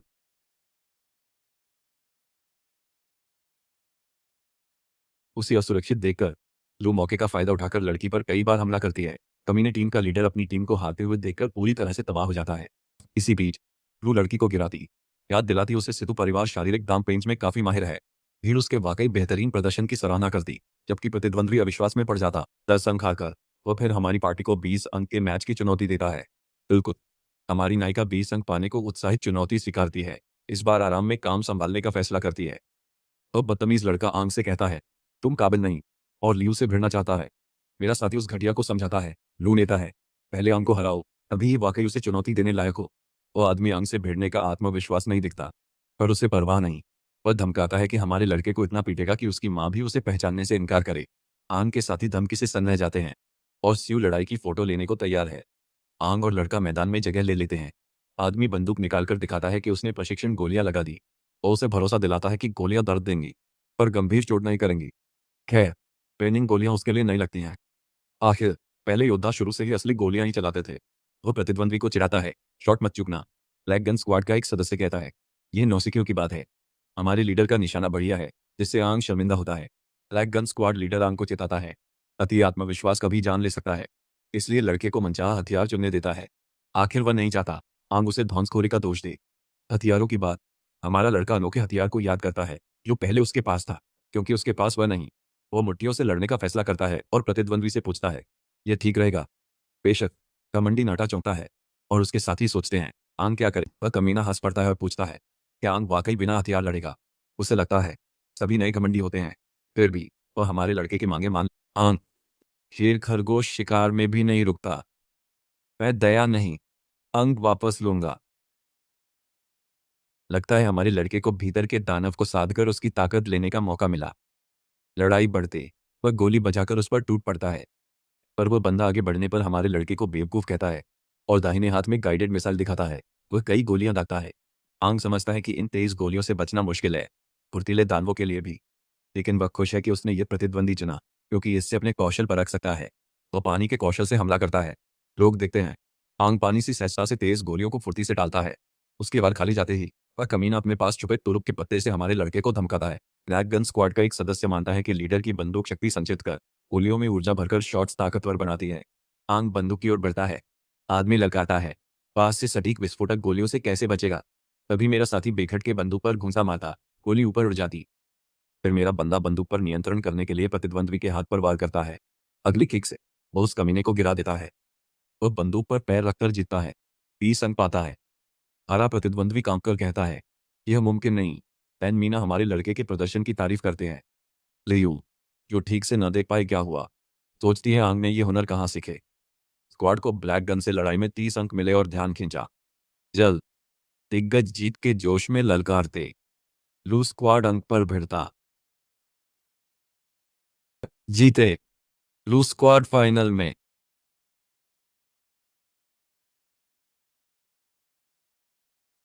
अंततः अंतिम प्रतियोगिता 3 स्क्वाड के बीच होगी।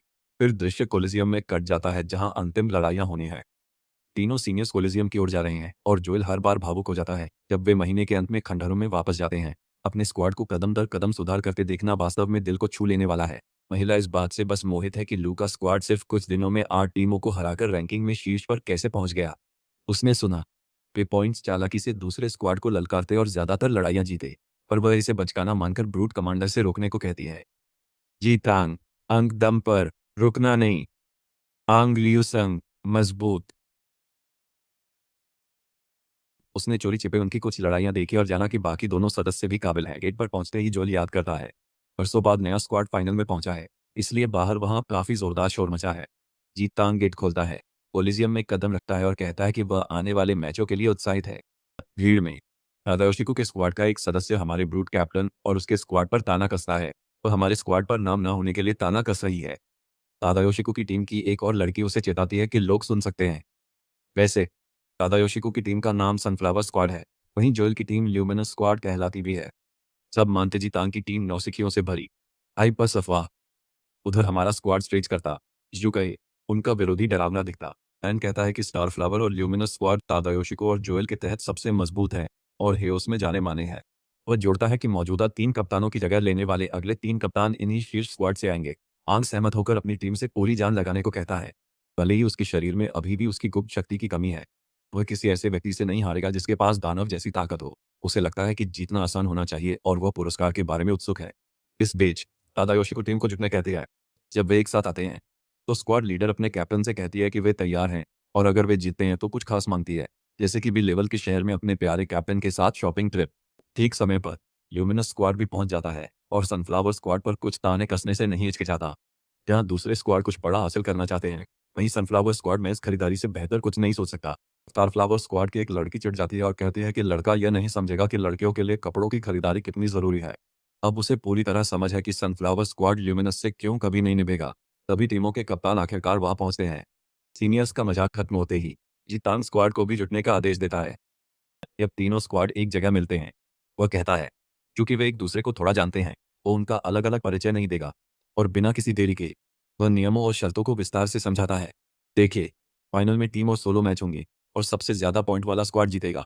तादायोशी को जोड़ती है कि हर मैच के नियम बाद में बताए जाएंगे और सबको प्रतिस्पर्धी रखने हेतु पुरस्कार घोषित करेंगे। उसे यकीन है तभी पुरस्कार को लेकर उत्साहित हैं और आने वाले सरप्राइज पसंद करेंगे। जोल बताता है कि पहला इनाम भी लेवल शहर में एक तरफा प्रशिक्षण सत्र है, जिससे प्रतिभागी खुश हैं। हमारा स्क्वाड विशेष रूप से बहुत बहुत खुश है। बिना और देरी किए जीतांग फिर स्क्वाड लीडर्स को आगे आकर पर्चियां निकालने का आदेश देता है। जैसे नेता पर्चियां उठाते हैं, दूसरे योद्धा लगातार अंदाजा लगाते हैं कि उन्हें किन चुनौतियों का सामना होगा। उंग पुराने जीवन की तुलना में दिखते बदलावों पर सोचता है। उसके समय शहरों का वर्गीकरण स्पष्ट नहीं था। शहर स्वतंत्र थे, हर शहर को खुद पर निर्भर रहना पड़ता था। उसे याद है, लैन बोला, यह शहर सी लेवल सबसे प्योर ए लेवल के शहर इसके ऊपर है और ए लेवल के शहरों में मजबूत योद्धा है। एकमात्र उच्च स्तरीय बस्ती ग्रैंड सिटी है, सबसे मजबूत। वहाँ 5-6 फेनयुक्त योद्धा और शीर्ष 7 फेन योद्धा है। उंग सोचता है, ये उसके पुराने शहर से कैसा है और क्या लड़ाई के बाद उसका शहर बचा है। वो अपने पुराने साथियों को याद करता है। अचानक लैन उसे पुकारता है, कोया देकर। तैयार, हम पहले। ट्रेनिंग हथियार, मैच ल्यूमिनस। अचानक फोटोग्राफर लड़की समझती है कि उनके पास अभी स्क्वाड का नाम नहीं और सोचती है क्या वे नाम तय करेंगे। लैन सहमत है, कहता है, मशहूर होने पर उन्हें अच्छा नाम चाहिए। आंग कहता है, विचार अच्छा है, फिर बात करें। उधर लू घबराती है। ल्यूमिनस दस्ते का सरगना तंज करता है, तुम जैसे बेढंगे दल की जीत कैसे? विरोधी निपटाओ। लू मेरा। लड़ाई शुरू। लू समझती है कि यह मैच एक के बनाम एक लड़ाइयों में बदलेगा, जो केवल ताकतवर प्रतिद्वंद्वियों को फायदा देता है। फिर वह स्थिति पर खेद जताकर अपनी टीम से पास पास रहकर साथ लड़ने को कहती है। अंग देखता है, ली उनकी चालें भांप चुका है। हमारी टुकड़ी का सबसे सही कदम उनके नेता को खत्म कर। वह बताता है कि ल्यूमिनस स्क्वाड की रणनीति की सबसे बड़ी खामी यह है, लीडर होते ही पूरी टीम बिखर जाती है। लू का निर्णय अच्छा है और अंग को यह सचमुच बेहतरीन लगता है, पर विरोधी भी टीम को फिर जुटने और चाल बदलने का आदेश देता है और सब ल्यू पर टूट पड़ते हैं। लू अपनी टीम से कहती, उसकी चालें ढककर उसे सहारा दे। उसके साथ ही सटीक प्रहारों से ल्यूमिनस स्क्वाड के बाकी 3 सदस्यों को तुरंत रोक देते हैं। स्क्वाड लीडर लू को सीधे अपनी ओर आते देख चेतावनी देता है, मुझे कभी कम मत आंको। वह भी ल्यू से लड़ने आगे दौड़ता है। लड़का छोटे लाल लसेंगन से वार करता है। लड़की तुरंत टीम को आदेश देती है, सुरक्षा के लिए आंखें बंद करो। वह सोचती है लड़के ने हाथ की ऊर्जा से फ्लैशबैंग बनाया, जो उसके टीममेट्स को भी लग गया। इस घटिया तकनीक को देखकर जीतांग जोएल पर इस बात से नाराज है कि उसने ल्यूमिनस स्क्वाड के लीडर को सस्ती रणनीति के बिना लड़ना नहीं सिखाया। फ्लैश एक लड़ाई में चल सकता है, पर टीम लड़ाइयों में खराब है, क्योंकि साथियों को भी प्रभावित करता है। जोएल कहता है, लड़के को कई बार समझाया, पर वह नहीं माना। कभी कभी आदतें कड़े सबक से बदलती हैं।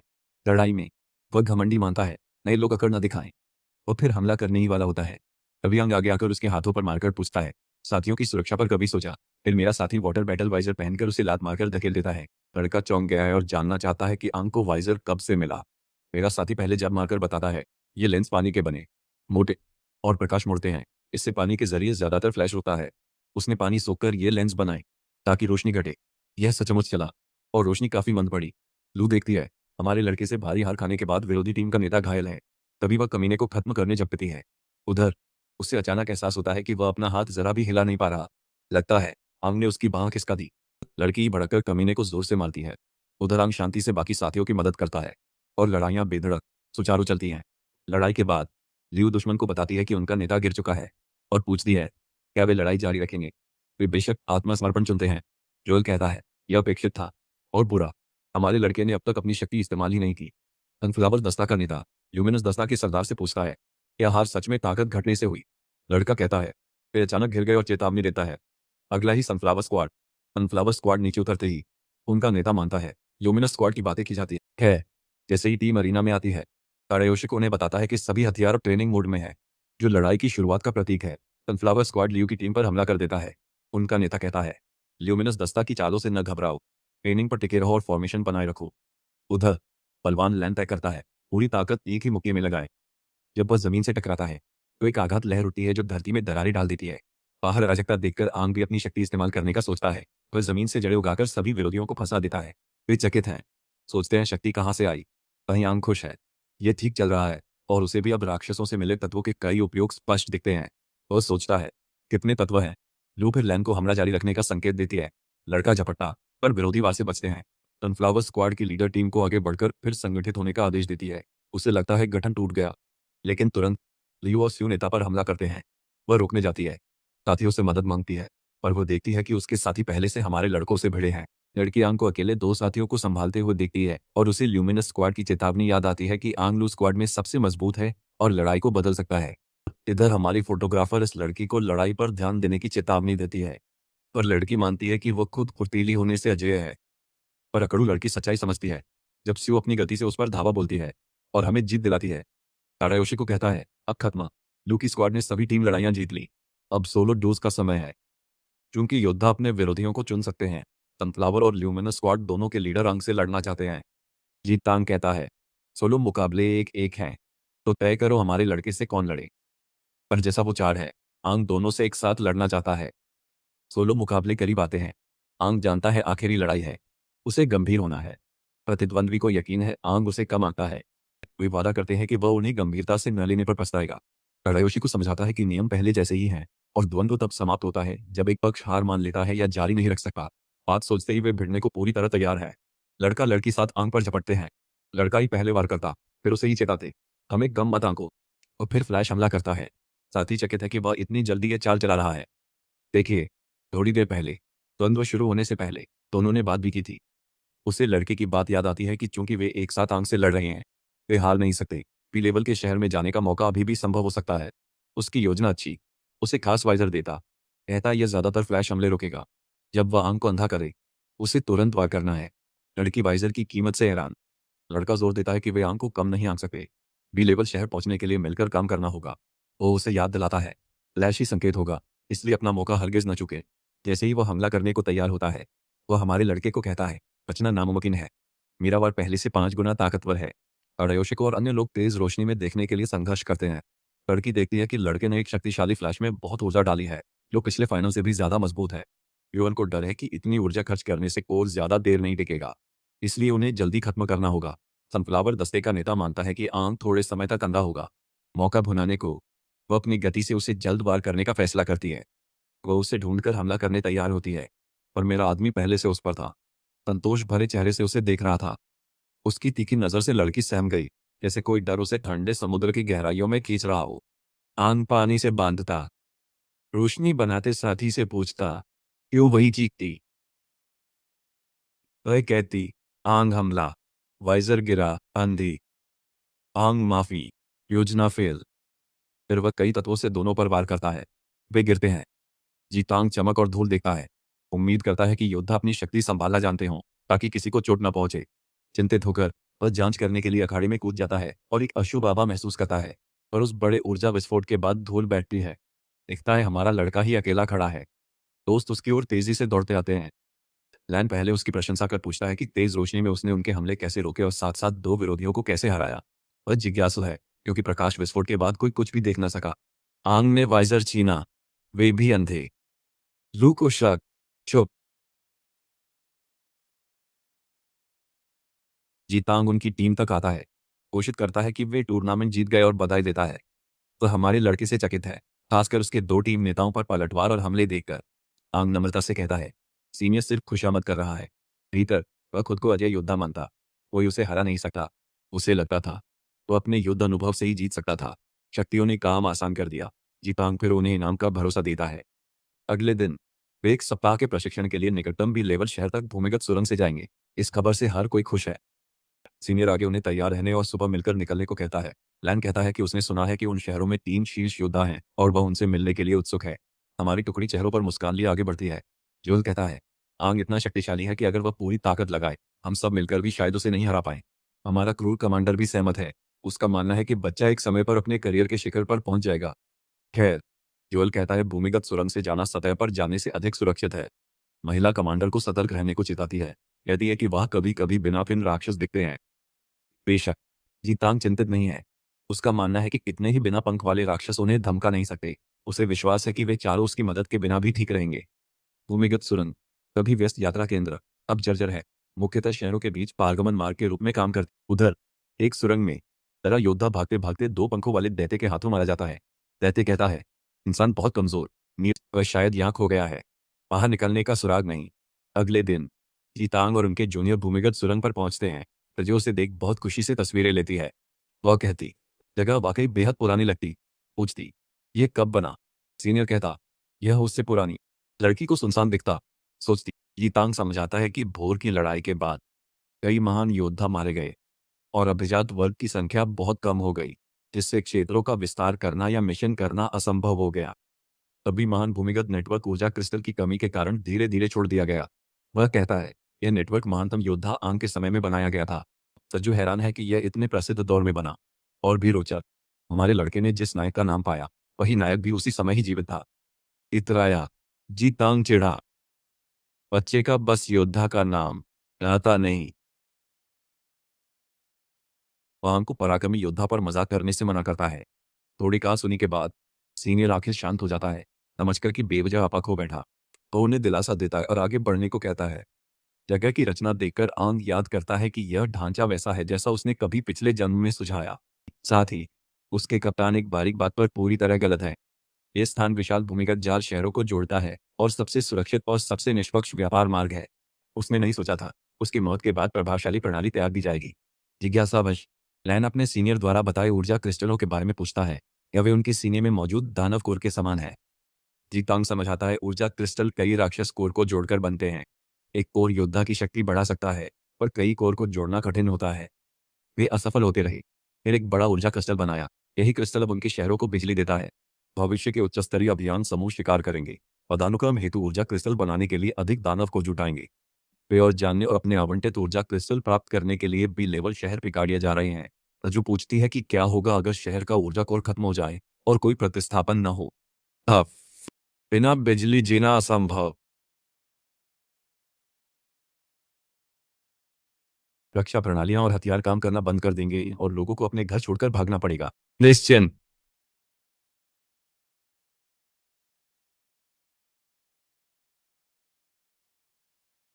फिलहाल सुरक्षित। तैयार रहें।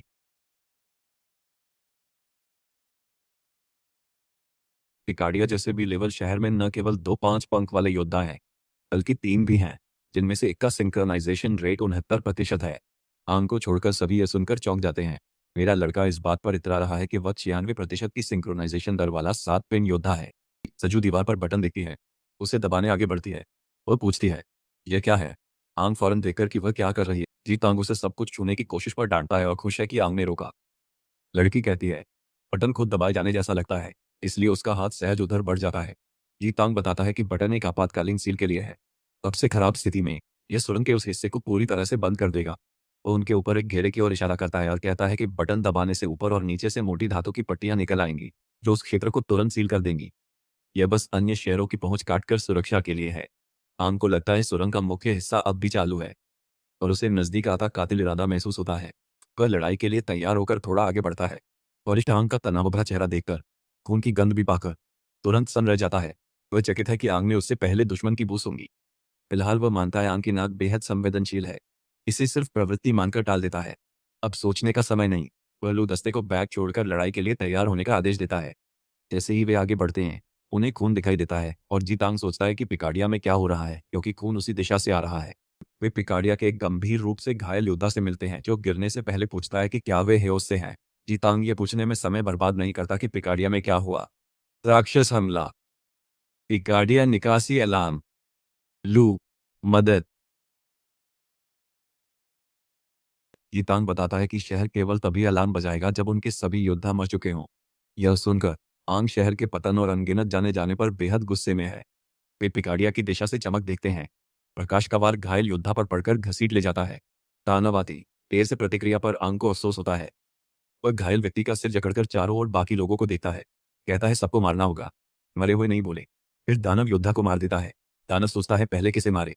दानव लैंड पर वार करता, पर जीतांग उसे तुरंत रोक देता है। दानव समझता है यह नया योद्धा पिछले से ज्यादा मजबूत है। जीतांग समझता है कि यह 2 फिन वाला अग्नि दानव है और बेहद शक्तिशाली है। अब उसे मालूम है वह दूसरा वार नहीं झेल सकेगा और चारों को ही बचाना है।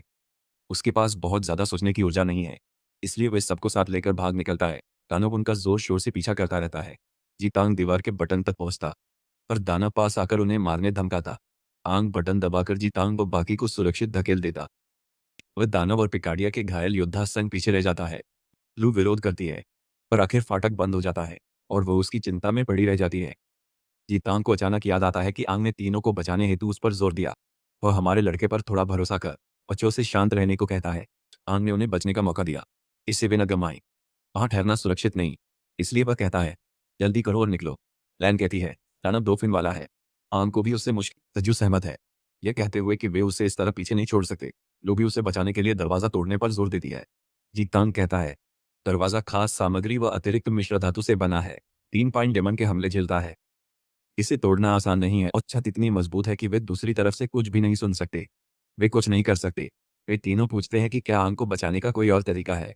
जीतांग मानता है कि 2 अन्य कप्तानों की मदद से भी कोई गारंटी नहीं, लेकिन उसे एक हल सूझता है। वह कहता है, मेरे पीछे बगल की सुरंगों में चलो। एक सुरंग दूसरे शहर की ओर जाती है जहां उन्हें मदद मिल सकती है। अंततः वे जीतांग द्वारा दिखाए गए रास्ते पर दौड़ते रहते हैं।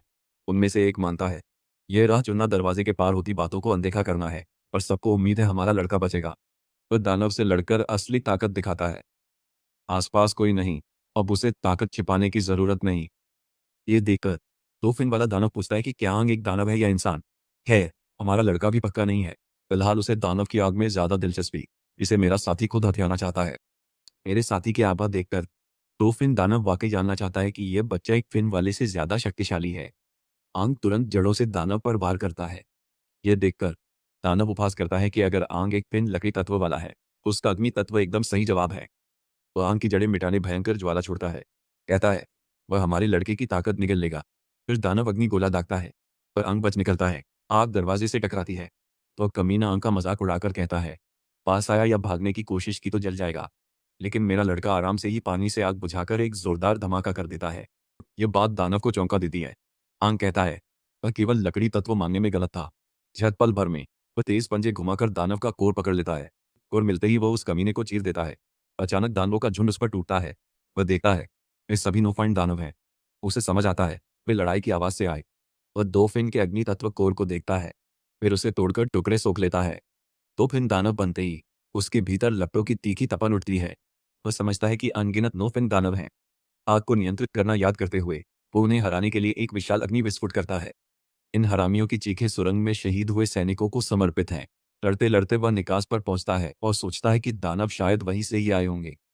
वो देखता है क्षेत्र तबाह है। जमीन पर कई मृत योद्धा पड़े हैं। उसे समझ आता है इस तरह का शहर शक्तिशाली राक्षसी झुंड ने पूरी तरह भयावह दृश्य और युद्ध के अवशेष साफ बताते हैं कि लकड़ी तत्व दानव ने योद्धाओं को एक ही बार में मारा और हमले से काफी बड़ा क्षेत्र प्रभावित हुआ। ये शक्ति शायद एक थ्री फाइंड राक्षस से आई थी जिसने नागरिकों को मार डाला। जीतांग ने कहा था कि शहर में दो थ्री फाइंड कोर योद्धा थे। फिरांग दो योद्धाओं को जड़ों से लटका हुआ देखता है। वह अपनी जड़ों से उन्हें गिराता है मानते हुए वे महान योद्धा थे। वो उनकी आंखें बंद कर कहता है अब तुम अंततः शांति से विश्राम करो। वह युद्ध की कठोरता गहराई से महसूस करता है। एक बच्चा आंग को बुलाता है। हमारे लड़के को राक्षस समझकर पूछता है क्या वह सबको मारेगा। लड़का मानता है कि हमारा लड़का मानव रूप ले सकता है इसलिए वह उच्च स्तरीय राक्षस होगा। वह कहता है योद्धा ने उसकी जान बचाई। राक्षसों का इंसानी शरीर बिगाड़ना उसे बर्दाश्त नहीं। यह सुनकर आंग को शक है। समझाने पर लड़का उसके इरादों पर भरोसा नहीं करेगा।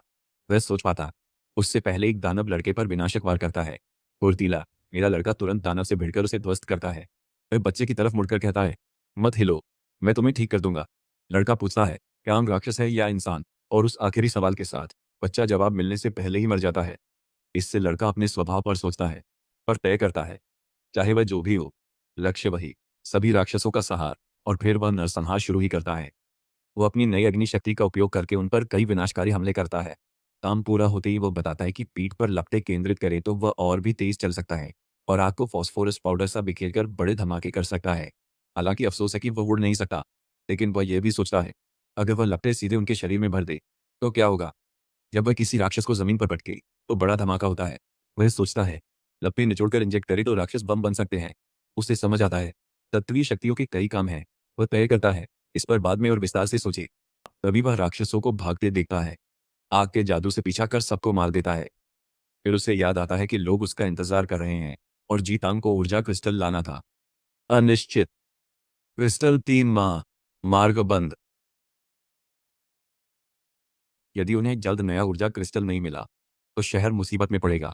उसे शहर की क्रिस्टल भंडार पहुंचना है और क्रिस्टल लेना है। कहाँ जाना है यह अनिश्चित है।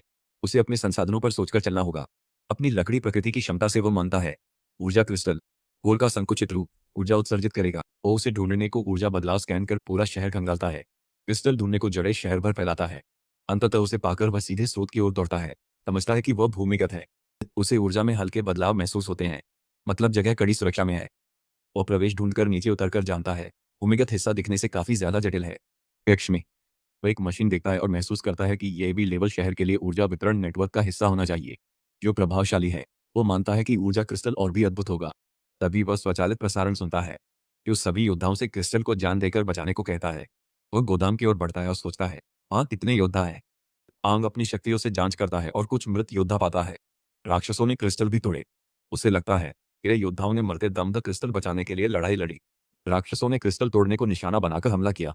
वे पहले से अधिक चतुर लगते हैं जैसे किसी योजनाबद्ध दिमाग ने चलाया हो। यह समझकर कि खोज में मदद हेतु उसे सतह पर उपकरण ढूंढना है। अंग जानता है कि ऊर्जा क्रिस्टल लेना होगा। यदि जीतांग और बाकी संकट में हो ये उस शहर खतरे में होगा। उसे 3 महीनों में समय पर दूसरा शहर ढूंढकर एक ऊर्जा क्रिस्टल सफलतापूर्वक हेउस लौटाना है। वह युद्ध तैयारी कक्ष में जाता है मॉन्स्टर ट्रक लेता है और नया शहर खोजने तुरंत निकलता है। गाड़ी चलाते हुए वो देखता है शहर के बाहर के इलाके अब तक अनदेखे हैं।